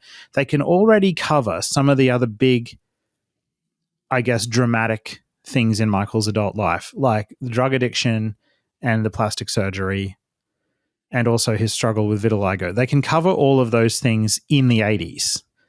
The one thing they can't cover is the allegations. So what they could do is make one film that sort of discusses or introduces the allegations at the end. And then if it's a raving success, they could have a second one which shows Michael in the second half of his career and then details his 90s and 2000s experience, struggle against Sony Music. Not that that's probably going to feature in the film, but I think that's the direction they should go in, because you could create a standalone film that would be fine by itself, but if it's a raving success, they could then do a sequel that goes into more detail around the later half. The problem with that is there is no happy ending. So that second film would be mighty depressing. Well, that would be yes. one real clusterfuck of a story. It starts with a bunch of shit happening to him, and then for the next 2.5 hours, people just sling shit at him for every direction, and then he dies because someone kills him. But you could script it such that things that weren't in reality such a great triumph could be presented as such. Like, and I know I'm going against what I said about. Yeah, I know, and you're saying this as a history teacher. Yeah, I'm not saying this is something I think that should happen. Yeah, but what they could do is they could present the 30th anniversary concert reunion as a triumph with his brothers, and they could present the This Is It deal and ticket sales and rehearsals as a triumph. And that's exactly what they have done already over the last 15 years. We just would know what really happened. You know, I think it's possible. I don't know. I just think if they come out with this movie and there's no allegations in it, or they just introduce the Chandlers and then it finishes with Michael going into drug rehab and knowing that the world thinks he could be a pedophile. That's like, imagine ending the film like that. But if you don't end it like that, then it's not a truthful film. Yeah. Yeah, it's a difficult one. I don't envy the problem that they have to resolve. That's the thing. I fully accept that Michael's story is a very difficult one to tell in the space of a movie, and it's always going to be a massive issue. The big issue is going to be, what do we leave in and what do we leave out? It just seems to me to be an unresolvable problem, really. Well, we'll just keep watching it unfold. I'll make sure to continue texting you images of Jafar on the set, as many as possible each day. That's okay. All right, we've watched a couple of other films recently, haven't we? So last night, I believe you watched The Three Michaels. It was actually this afternoon. It was last night for you. Last night for me. Yeah, it was this recently afternoon for you. For me. Yeah. So this is a documentary directed by Tom Goodsmith, and it was originally a Kickstarter project that we backed in 2018, or that I backed. And we sort of talked about it on the MJCast at the time. And I remember that the Kickstarter wasn't going that well for nearly its entire duration. And then right in the last sort of couple of days, Taj Jackson came in and backed it, and then I think publicly shared it. Then it got over the finishing line, which was good. And I was very happy about it at the time. And it's since been released to Kickstarter backers. So if you backed this documentary, you would have got an email saying that the film is ready for you to watch, with details on how you can watch it online. I don't know if anybody else can see it yet. I don't know if it's been shown at a film festival. I certainly couldn't find anywhere online that you can stream it, but we will continue to try to find a way to get information out to our audience about how to watch it. And for those of you who don't know what it's about, this is a film about 3 Michael Jackson impersonators who travel from San Francisco to Hollywood hoping to become as successful as their idol. They quickly attract attention. Their hopes of achieving the American dream seem pretty close at some points to them, as these three guys who are called Malachi, Quinton, and Chevelle are accosted by paparazzi. They hustle their way into agencies and meet, famous musicians and different people. But before long, the harsh reality of making it in the industry kind of, hits them front on. And it's an interesting documentary. Without giving away my thoughts yet, I want to hear from you, Charlie, because I watched it about 3 weeks ago and a bit of time has passed since then, but you watched it just a few hours ago. So hit us with your thoughts. Well, I'll start by just saying it's sort of like a road trip movie, but it's a documentary. And as you say, it's about these three impersonators and their journey from San Francisco to Los Angeles to try to make their fortune. However, that sounds like a fun movie, but my takeaway from it was I found it incredibly sad. And also I felt uncomfortable watching it. And the reason I felt uncomfortable watching it was that these three guys none of them were doing great in their lives to begin with. And two of them, I would say, were somewhat deluded, would be one way of putting it. Well, one of them is a conspiracy theorist. He believes that Michael has faked his own death and that he knows who Michael is and that Michael is now making his living as a Michael Jackson impersonator called Pablo. And it is clearly, in my opinion, mentally unwell. Debatable whether one of the other two also possibly has some kind of mental condition or impediment or something. It's difficult. I don't want to attack the filmmaker because I don't know the filmmaker and I don't know what their intent was. But to me, the film felt exploitative.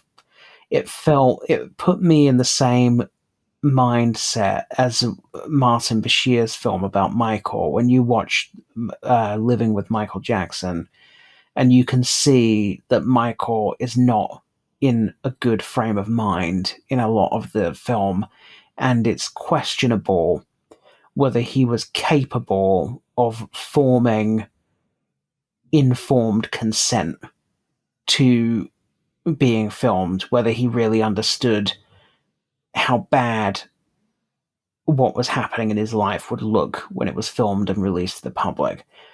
That's kind of the impression I got. I felt like these are three young men who have entered into this film project in the belief that they will come out of it looking good and it will be helpful to them, when it is obvious to everybody, including the filmmaker, that this film is going to make them look bad. And this film, and when I say bad, I don't mean it's going to make them look bad in terms of like bad people, because they're not at all. They all come across as pretty nice people with good intentions. What I mean is the film invites ridicule. It invites ridicule of them. It follows them around as they are having these kind of deluded ideas of what they think they might be able to achieve. Again, these guys could listen to this podcast, right? So I'm finding it very difficult to talk about this film because I feel that they've already been exploited, and I would hate the idea of them listening to this and being upset by something I've said about them, because they all seem like nice people. But in my opinion, the film is somewhat exploitative of at least two people who are vulnerable. I'll put it like that. In my opinion, vulnerable is a really good way to put it. Yeah, my opinion would be that at least two of the three are vulnerable individuals who I would question whether they were capable of giving informed consent. And I question whether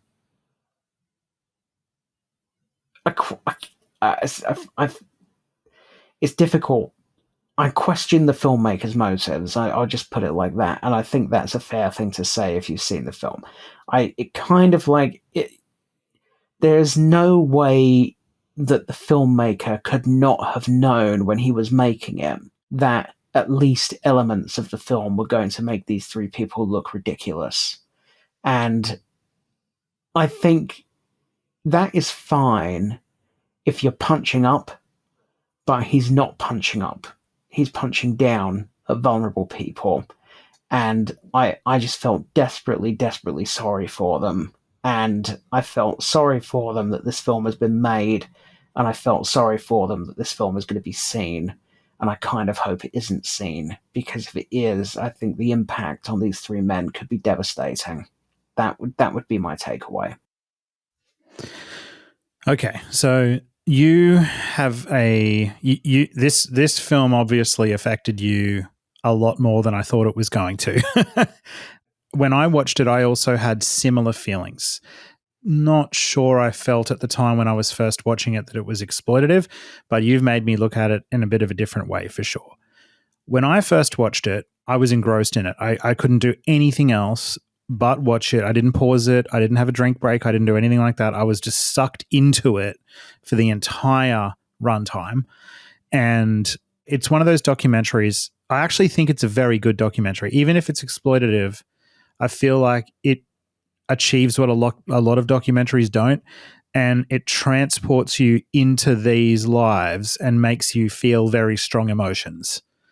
And I feel like that's the mark of an effective documentary for me, is if it can do that. And it transported me right there with them, and it made me feel what these guys were feeling.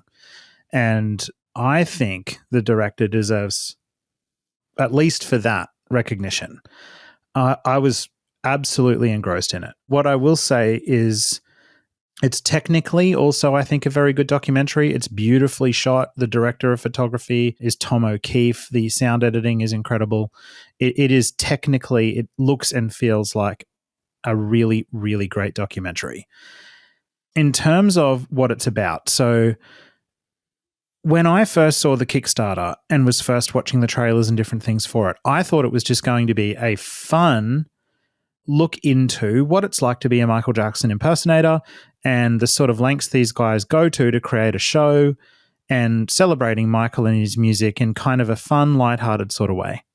It's not. It is not that. It is the entire time I watched it, I had, like you, a sense of sadness and also a deep sense of pity for these guys for very different reasons. So there's three of them, and they all have different roles. So one of them is kind of like an older Michael Jackson impersonator that's been doing it for quite a while, and he's like the leader of the group, and he looks after these two other guys. And there's like off the wall Michael, there's bad Michael, there's thriller Michael, and at one point, I think somebody in the film who's like semi-famous, like a music producer or something, describes them as like the Father Michael, the Son Michael, and the Holy Spirit Michael, that I thought was pretty funny. But these three guys, that's their whole gig, is that they've got different eras of Michael. They're together. I think they're good dancers. Like they know them, all these moves and mannerisms, and they're good at that sort of thing. The costumes, some of their costumes are better than others, but I think they look really great. And they're fun. They're just fun to watch. So in the scenes, there's a lot of scenes where they're performing as Michael on the street for, members of the public, and you see all their interactions, and they're bringing a lot of hope and happiness to people. In those particular scenes, yes, I definitely felt joy and happiness for these guys because they love doing that. But that's only a portion of the film. That's only like sprinkled throughout it. Most of the film is their daily struggle with poverty, really, not being able to achieve what they want. They're very lonely men. I think two of them don't really have many friends at all. I think one of them doesn't have any friends. He says that he can't make connections with other people. they're getting ridiculed as well throughout it by different people. And then there's this layer on top of it, which I think is just an incredible narrative device, which I was not expecting. But the film, yes, it's a road trip. It's detailing their trip to LA, but it's interspersed with these kind of like interruptions, almost like flashbacks, but they're not going back in time. They're like being interrupted by Leaving Neverland coming out and the news about that coming out. And that sort of culminates later in the film with them watching it. So they're hearing about it coming out, just like we were when it was coming out. We heard it was going to be at Sundance, and it's like that for them as well, because this is going on at that time for them. And then it culminates with them watching the film and commenting on it and what it means for them and what they're doing. I found it a sad watch as well, and it left me for days feeling very sorry for these men because they're so disenfranchised. And it's hard to say because I'd hate for them to hear this as well. But yes, very, very deluded in their reality. I think it's an excellent case study into the psychology of somebody who wants to become an impersonator, why they might do it, somebody who's very vulnerable, lonely, and dismissed by society, just devoting themselves to Michael Jackson as a way to cope with their reality. I think that's compelling, but it's a difficult watch. It's a very raw and very real look into their reality. And I agree with you that when these guys were approached for it and filmed it, maybe didn't know that was the point of it. I'm not sure. But it was a difficult watch. Heartbreaking, really. That is a word I would use, heartbreaking. And the thing is that even within the film, you witness them being kind of abused in a way. So there's a moment in the film, they've got to Los Angeles. They're making no money. They're dancing on the street. They're making about $10 a day each. And they go to the Beverly Hills Hotel because they know it's somewhere Michael stayed. And they're wandering around looking at the hotel. They're just leaving, and this guy comes chasing after them. And he introduces himself as a Grammy-winning record producer who has worked with Nicki Minaj, Beyonce, and some other people. And he buys them lunch. And it's such a heartwarming moment. It's the first time in the whole film that you've seen anybody treat these guys with any kind of humanity. He takes them for lunch and says, this is on me. Don't worry about it. It's a pleasure to meet you. And as they part ways, he says he's going to introduce them to an artist called Wiz Khalifa. And so a couple of days later, they show up for their meeting with Wiz Khalifa, which this guy has organized. And when they get there, it's a bit like a pig party or something, you know what I mean? Or it's like Carrie. It's a bit like the film Carrie, where the handsome guy at the school invites her to prom, and it's all a ruse. And when she gets there, they cover her in pig's blood. The guy has brought them there to take the piss out of them. And him and all his friends and Wiz Khalifa get them in the studio and just take the piss out of them and then kick him out again. And in the car, these three guys have this realization, this moment of realization where they're like, he just brought us there to take the piss out of us. He just brought us there to ridicule us. And it's heartbreaking. It's really devastating because this guy earlier in the film seemed like the hero, and he just turned out to be an absolute arsehole. And so the one moment of humanity in the film that's shown towards them later is actually it is taken away again. And so the whole film is basically depressing. There's not actually any moment apart from at the very end, which I won't give away, but apart from at the very end, there is really no moment of respite from the just relentless misery of it. And I found it a really difficult watch for that reason. Not misery, I mean, in the sense that these poor guys, it's just obvious from the beginning that it's not going to work. But they absolutely believe that it is. And it's almost like watching a kamikaze mission. Do you know what I mean? Yeah. And everywhere they go, people are taking the piss out of them. The TMZ guy is taking the piss. It's just, it's horrible. It's just like watching people getting bullied for an hour and a half. That was how I felt about it. There's some moments, though, that there are some moments that I thought were heartwarming. Like when they talk about giving hope and joy to people for just a minute on the street, giving them some escapism and hope and entertainment. Like I felt like that level of human connection was hopeful and encouraging. But then you've got other parts where, like, when the older one figures out that, you know, one of the other guys or both of them, I can't remember whether it was the one whose dream is to become a porn star, whether it's him that's leaving or Malachi. But when he figures out that the group's kind of disintegrating and he's realized, well, they're moving on and I've just got to keep doing this. Like there's some parts in it that are really, you know, heartbreaking to watch.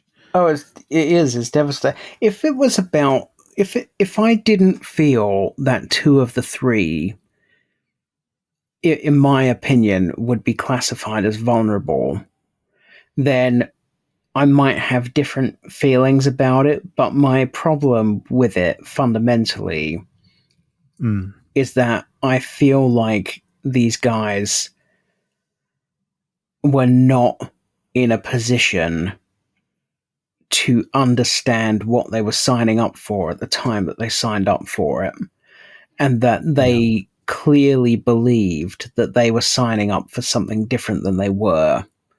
That's my problem with it, and I just feel like it is not in their best interests for this film to have been made, and if it were to be widely released, it would be bad for them.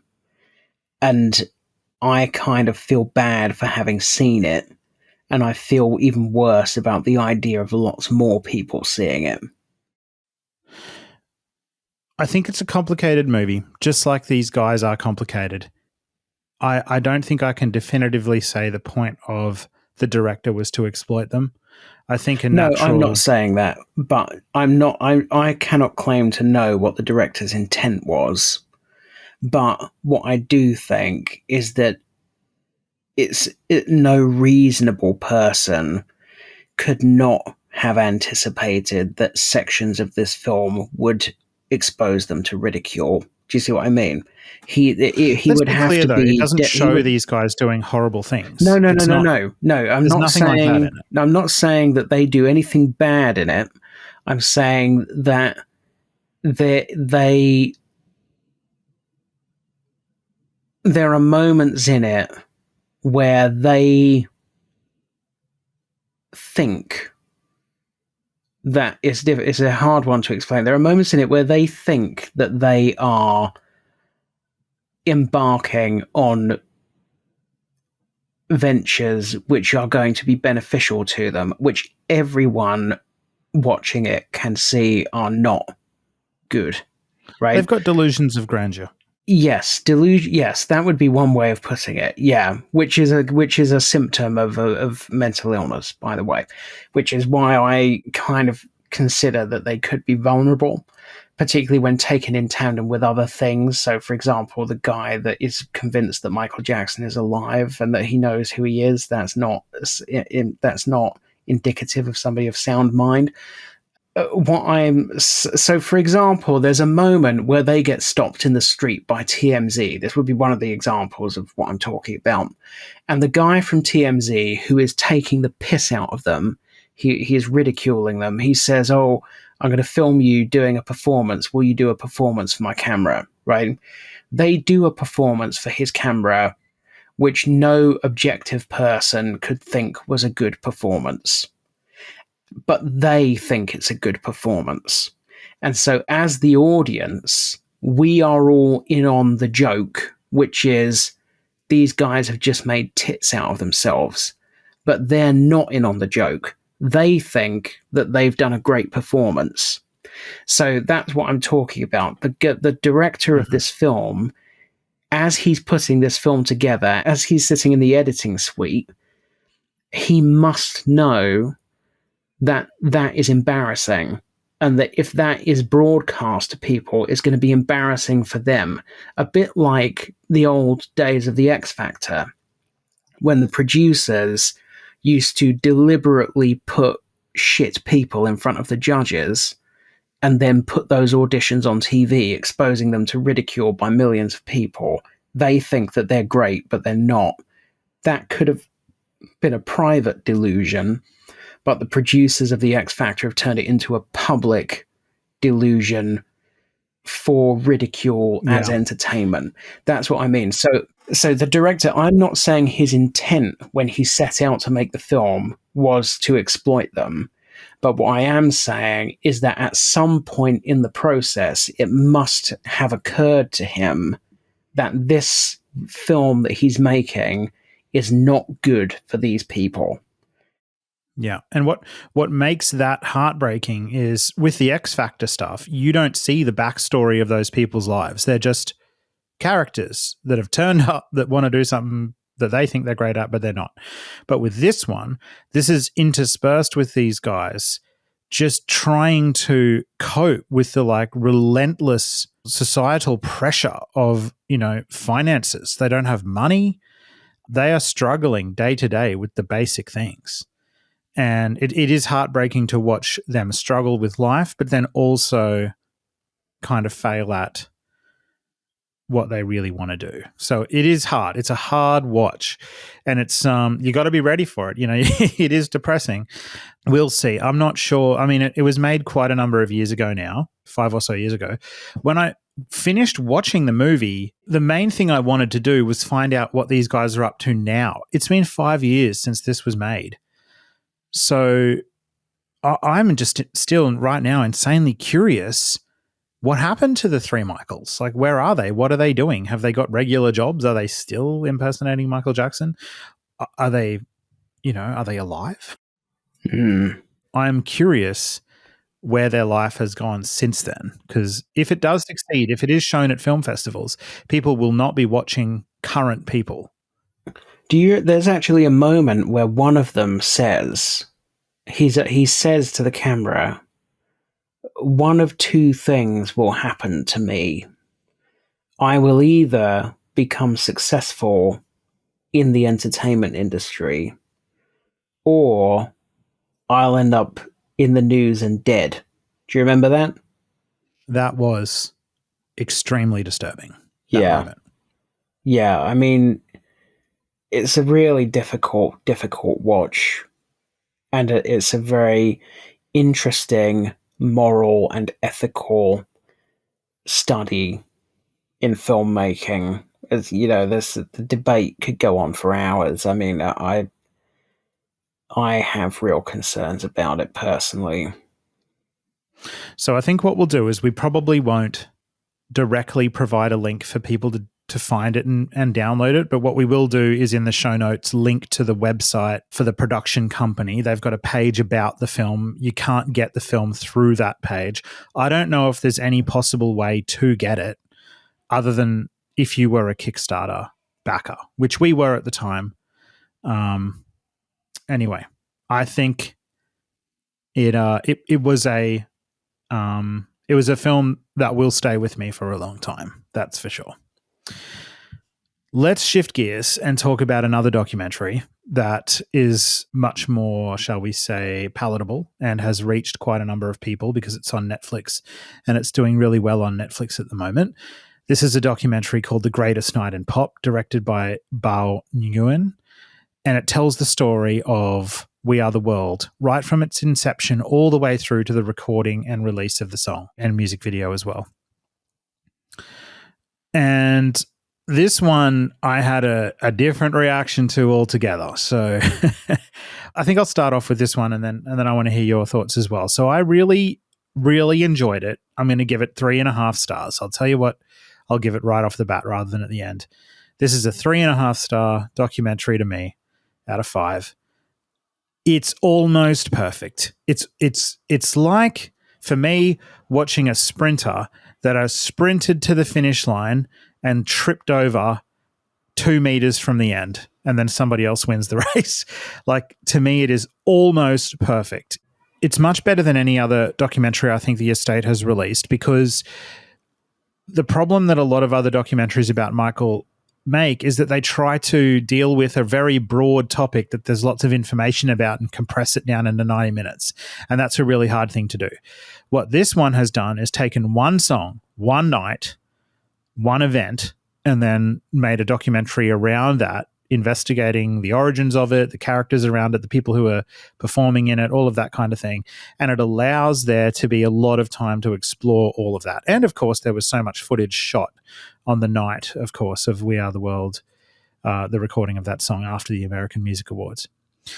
There are amazing things about it. So right from discussing the origins of the song, they get the broad strokes of the narrative right. They present Michael's intent, Lionel's intent, Ken Cragen's intent, all of these different people, Quincy's intent correctly. It's really gripping, I think, in terms of the challenges that were faced putting it together, with Lionel having to juggle hosting this huge event, but then going to the studio straight after that to record this, the logistics of making it happen, the problems with the technical side of recording it. I think all of that is really gripping, and I was really glued to this one as well. But I do have a problem with it, and I can't shake this problem. Like, I finished watching it frustrated, not because it's bad. It's not bad. It's definitely good, and I'm hoping that a lot of people watch it and enjoy it, and again learn about the great artistry behind this song. But the two problems I have with it is that, well, 3 problems. One of them's minor. The first problem that's minor is that all the footage that's not talking heads is really, really low quality, and lower quality, I think, than it should be, because these events were professionally shot. Sure, they wouldn't have been shot on film. They would have been shot on tape, like the American Music Awards and the We Are the World sessions. But for whatever reason, I was watching it on a HD TV. It wasn't even 4K, but the quality of all that contemporaneous footage seemed like VHS quality to me. It did not look great blown up, on a large TV. So I was confused by that, because there was a big mismatch between the talking heads and then the actual footage from the time. That was weird, because I'm certain that footage is available in better quality. We've seen it in better quality in other places. That was the first thing. But the major ones for me, that's minor. The major ones are, there's key sources of information that would have made the telling of this story so much better that are just not in there at all.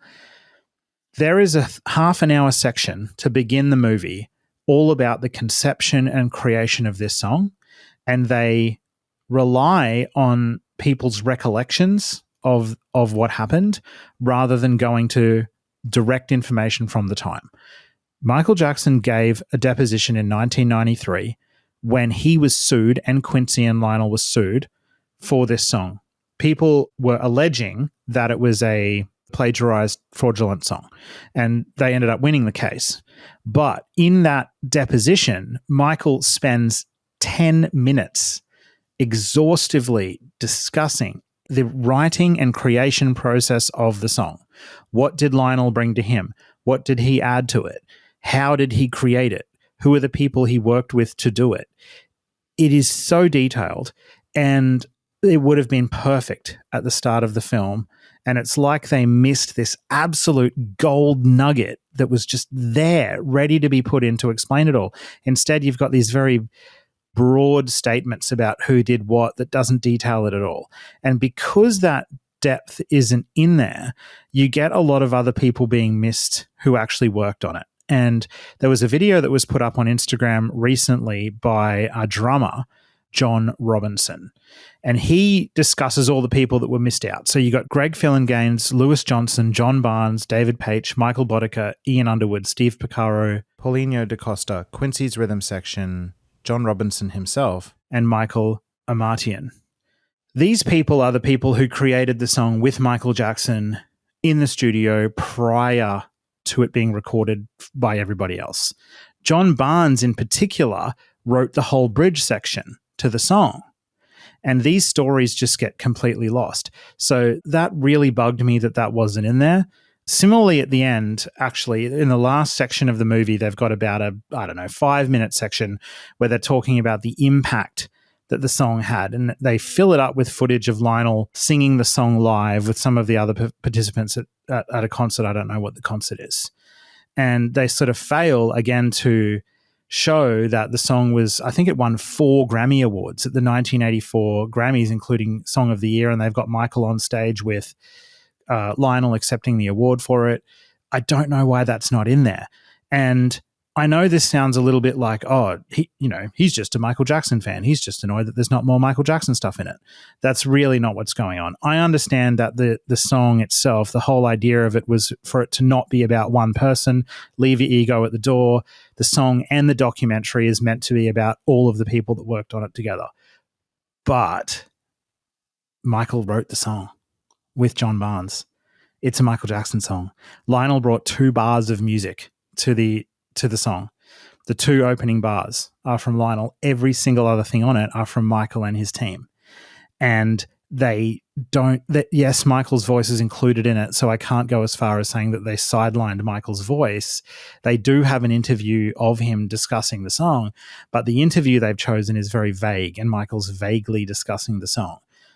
I think it was a big miss for them to not use the deposition where he's discussing the specific aspects that he brought to the song.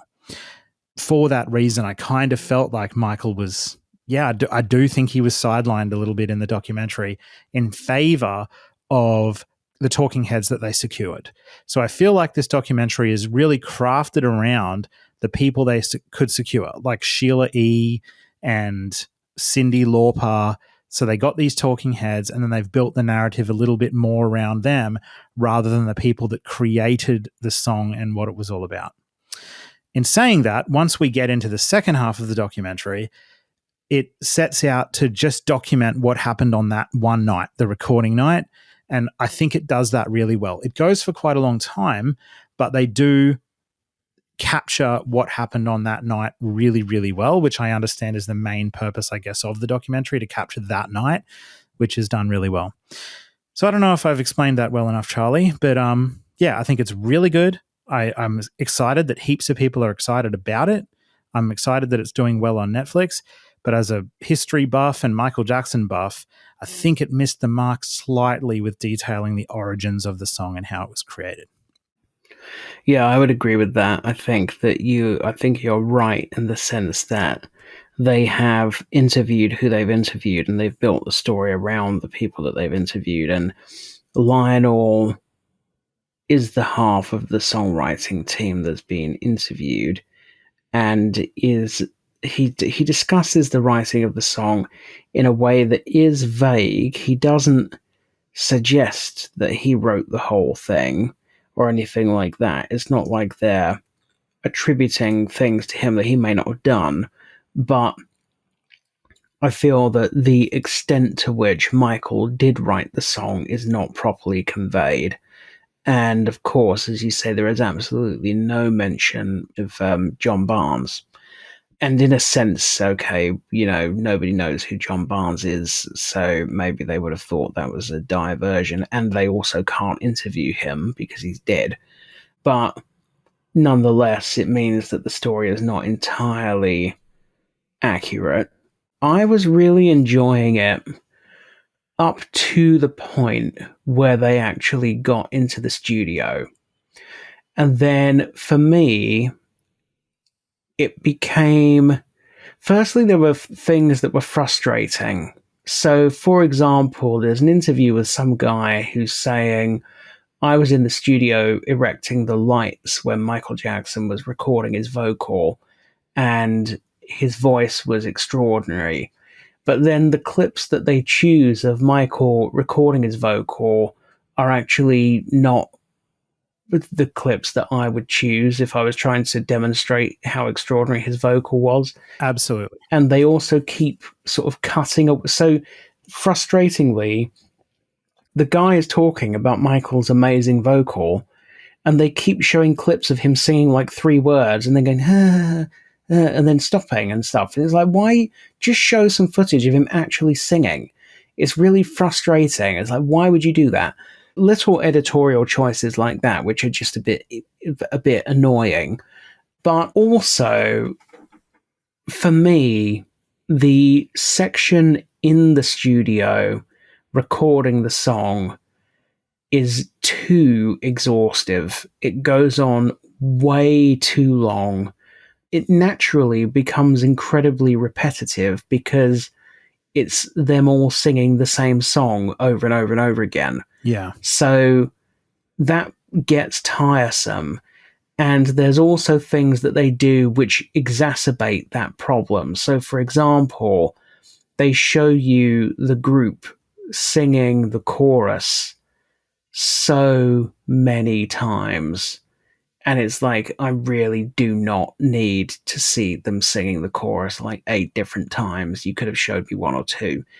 And then there's bits where people are fluffing their lines, and so they keep showing you the same people singing the same section of the song over and over and over again.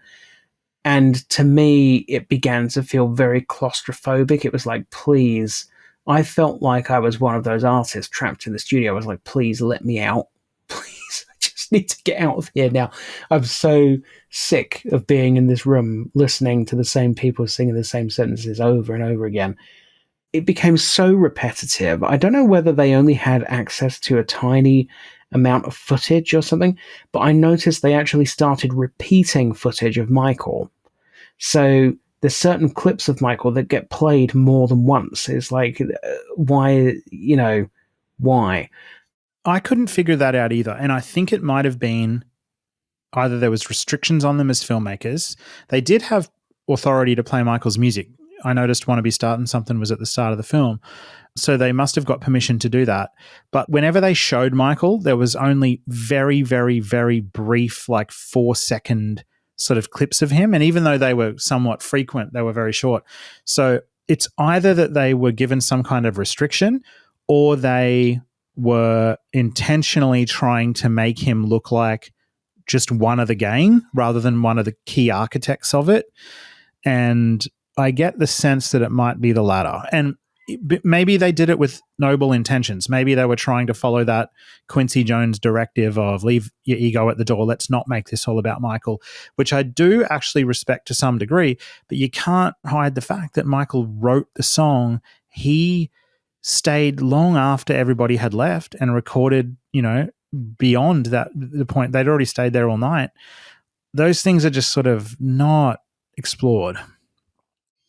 Yes, and there's things in it that are effective. One thing that I thought was very effective was Bob Geldof's speech. The footage that was captured of Bob Geldof's speech, I thought that was very powerful. Other stuff I felt was very ineffective. Sheila E.'s contribution, you pointed out, essentially creates this subplot involving Prince that just doesn't go anywhere. Prince, depending on which version of the story you believe, he either didn't show up because he was too arrogant, or he didn't show up because he was too shy and he didn't like being in big groups of people, and he felt intimidated by the amount of sort of legendary artists that were there. But ultimately, he didn't show up, so there's no need to keep talking about him all the way through the film, only for it to go nowhere. So that all felt like a diversion. And then there's a sort of an uncharitable section where they're talking about Al Jarreau being drunk, and they sort of show some embarrassing footage of him keep fluffing his lines, which is okay, but it's not really necessary. And after a while, that whole section in the studio just really starts to drag. There's moments of brilliance. The bit where they all break out into the Harry Belafonte song, fantastic. That'll give you goosebumps. That was amazing. Moments where Stevie Wonder sits down at the piano and impersonates perfectly Bob Dylan's singing voice. Amazing. But there is just a lot of repetition that didn't need to be in there. And then where it really fell down for me was in like the final 10 minutes or so. So you spend an inordinately long amount of time. In fact, when it finished, I was talking to Elise. She told me that the documentary was only about 90 minutes long. I thought it was like 2 hours long. It felt Yeah, so it felt like long. a long watch. But then at the end, they have this section about the impact of the song, and it's such a rush job. And Yeah. the discussion of the impact of the song is, I mean, for example, all the stuff about how many copies it sold, how much money it raised, it's basically just blobbed on the end as like white on black text that's on screen for like 5 seconds. It just sort of flashes up on the screen. Oh, We Are the World sold this many copies. It raised this much money. And it's like, hang on a minute. What is the point of spending all this time telling us the story of the song, and then it just flippantly at the end, just going, yeah, it raised a lot of money anyway, but at the end. So they could have easily chopped 10 minutes out of the section in the studio, which went on way too long, and had people like Lionel actually saying to the camera, we sold this many copies. It was so popular that we literally ran out of copies. We had to reprint it, and then we had to reprint it again. It broke the Guinness World Record. It raised this much money. It saved this many lives, to actually underscore the impact in a way that is more effective than just flashing it up on screen in some text. That felt like a big miss to me. It felt like you were building up to something, and then it just ended without actually telling you what the ending was. So yeah, that was it. I would agree with you. I just would have loved to have seen the footage of the Grammys at that moment of Michael and Lionel and Quincy. I actually can't remember if Quincy was at that Grammy Award ceremony, but certainly Michael and Lionel got on stage and gave a speech for receiving the Song of the Year award. Could have even been worth mentioning that the last song Michael ever performed in front of an audience was We Are the World. Which you saw him do that. I was there, yeah. I mean, was it an amazing performance? No, but the crowd loved it, and it was the end of his performing career. And that was 20 years later, I think. There was just a lot that they could have done that they didn't do, and it felt a bit cobbled together, like maybe someone discovered that they had access to some footage and said, oh, we should turn it into a film. I mean, they got big names involved. They got Bruce Springsteen to sit down for an interview. They got Lionel Richie to sit down for an interview. But Stevie is not there being interviewed, which is a shame. Again, there's that whole section about Stevie and the Swahili. So this was a big failure for me. Well, this is why it didn't work for me, right? So there's 2 sections, and one of them should have been cut out. So they subject us to about a 5-minute section, which is all about how Lionel Richie is the best person you could ever have in charge of We Are the World, because he will make sure that no diversions, no tangents are gone down, and everybody keeps on track and everything is kept in order. And then immediately afterwards, there's another 5-minute section, which is all about Stevie Wonder mounting this campaign to put Swahili into the song, while Lionel Richie just stands there looking like a fucking shop dummy and does nothing. And everybody erupts into a big argument about it. And you're going, well, hang on a minute. What was the point of that preceding 5-minute section about? Because that's clearly bollocks. Because there was a big tangent and there was a big argument, and he didn't do anything to resolve it. So it's almost like, oh, you've just wasted my time there with 5 minutes of bullshit. So either they should have kept in the Lionel Richie section and cut out the Swahili section, or not done the Lionel Richie section and kept in the Swahili, but the two of them are directly contradictory things which happen immediately after one another. So that's really poor storytelling and poor editing, because you've got two consecutive sections, one of which undermines the one that precedes it. So that aggravated me as I was watching it. I did like all the stuff in there about things going wrong, because it showed like the time constraints they had. Most people that were there had just left the American Music Awards immediately prior, so they were already exhausted, and then they've come to record this song and they didn't even finish till like 4 a.m. or something like that, or something crazy, or maybe it was 8 a.m. I don't know what crazy time it was, but it was a fragile experience, and little things that were going on were breaking people.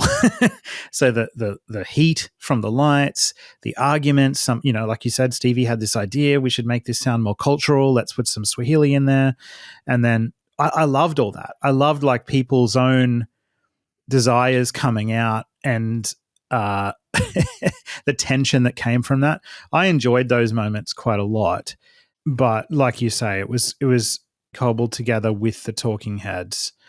It kind of suffers a little bit, I think, kind of like the Spike Lee stuff does and Thriller 40 from, I don't think they needed that many talking heads.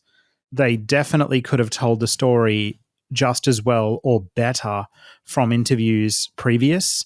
I'm glad they just used footage of Quincy talking about the song from the time and not from now. He's one person I'm glad that they didn't re-interview, to be honest.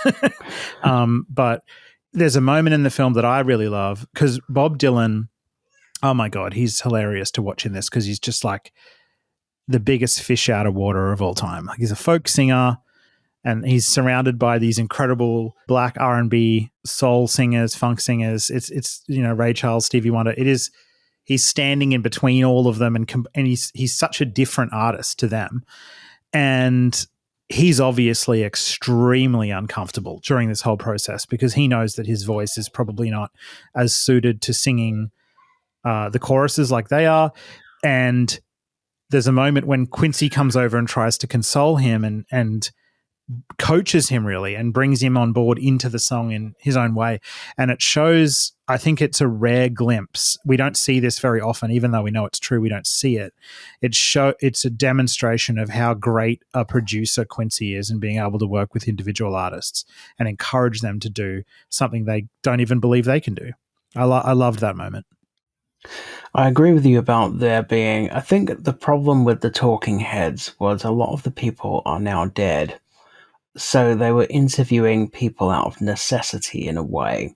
And then what, in my opinion, has ended up happening is certain people have ended up being given undue prominence because they were interviewed. And one that jumps out to me is Huey Lewis, where, I mean, he must tell us that about 15 times how nervous he was. And it's like, yeah, we know you've already told us.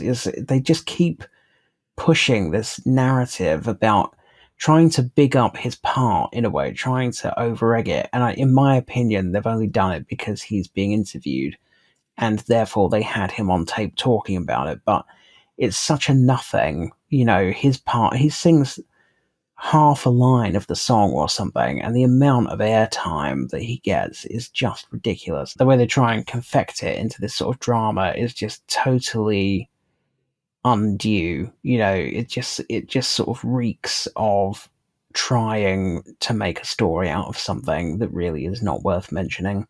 So yeah, I do get the feeling that they've interviewed who they could interview and then built the story around those people, as opposed to starting with the story and then figuring out the best way to tell it. Yeah, and that's symptomatic of a lot of Netflix documentaries in particular. I think a lot of them are kind of created in a rush to get more content out. And I guess it's easy to say that we're people that have spent decades researching every aspect of Michael's life. So we know the story of We Are the World and who was involved and everything like that to a much deeper level than maybe we could expect a Netflix documentary director could do in a matter of weeks. I'm not sure. I'm not sure. But then again, you know, isn't it the point of a documentary? Isn't it the job of a documentary filmmaker to do the research properly? Maybe I'm being a bit nitpicky. I get it. I'll probably get emails and different things from people saying I'm being too negative and nitpicky. I get it. The documentary is about the night. It's about the event, the song. Maybe their purpose wasn't to go back and exhaustively detail who created it. I just think a few of the key players, including Michael and John Barnes, who were the architects of the song, were sidelined in the film. Anyway, what would you give it? I would say it's somewhere between. I would say it's around a 7 out of 10, which would put it around the 3.5 star mark that you gave it. I think that feels fair. It's a perfectly functional documentary. I'm not saying it's a terrible documentary. I just didn't think it was amazing, is all. So yeah, it was better than Thriller 40. Well, it's funny how people react to things like that, because I remember, if you remember back to last year, after I'd watched Thriller 40, I didn't think it was great or even good. I think but I didn't have a negative experience watching it because I expected that it would be terrible because it was from the estate. So I came away from it just having enjoyed the bits that were in it that were good, frustrated still that it was, okay, I just want to see the Victory Tour, please. That's mainly what I want to see, nothing else. But I felt like I had terribly low expectations. So I just enjoyed the good bits of it and just moved on with my life. With this one, I actually felt more frustrated with it because they had the ability, they had the source material, the permission, and the ability to create the perfect We Are the World documentary. And they just stumbled right at the end. They were so close to the finishing line, it could have been 5 stars. They just needed to call us, Charlie. That's all they had to do. Yeah. One day, when we're in charge of everything, yes, it'll be better. All right. It's been great speaking with you, Charlie, for the past few hours. Can't believe it. Season 10 of the MJCast. I've got to pinch myself with that one. Where can people find you online? Twitter at CE Thomson, CETHOMSON. And I'm on Instagram, the same, except you have to stick journo on the end, CE Thomson, JOURNO. Great. And for those of us who want to find the MJCast online, we are the MJCast at Twitter, X, whatever it's called, Instagram, Threads, Mastodon. Just search for the MJCast, you'll find us. And you can also email us at themjcast@icloud.com. We love receiving email from people, thoughts on shows, that kind of thing. We'd also love it if we could kick off season 10 with some reviews. If you'd like to head on over to Spotify or Apple Podcasts and drop a review wherever you listen to us, give us a rating and review. That would be really, really appreciated. It helps with the visibility of the show. We're also on YouTube. You can listen to our shows there. We delay those a little bit and put them out a little bit later. We have lots of exciting episodes planned for this season. Hopefully some more special episodes with Michael Jackson collaborators. We'd love to talk to some authors of Michael Jackson books that are coming out, maybe documentary filmmakers, all of those kind of things. We'd love to do some more roundtables.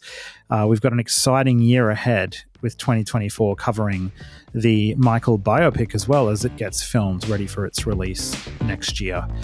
Until next time, keep Michaeling.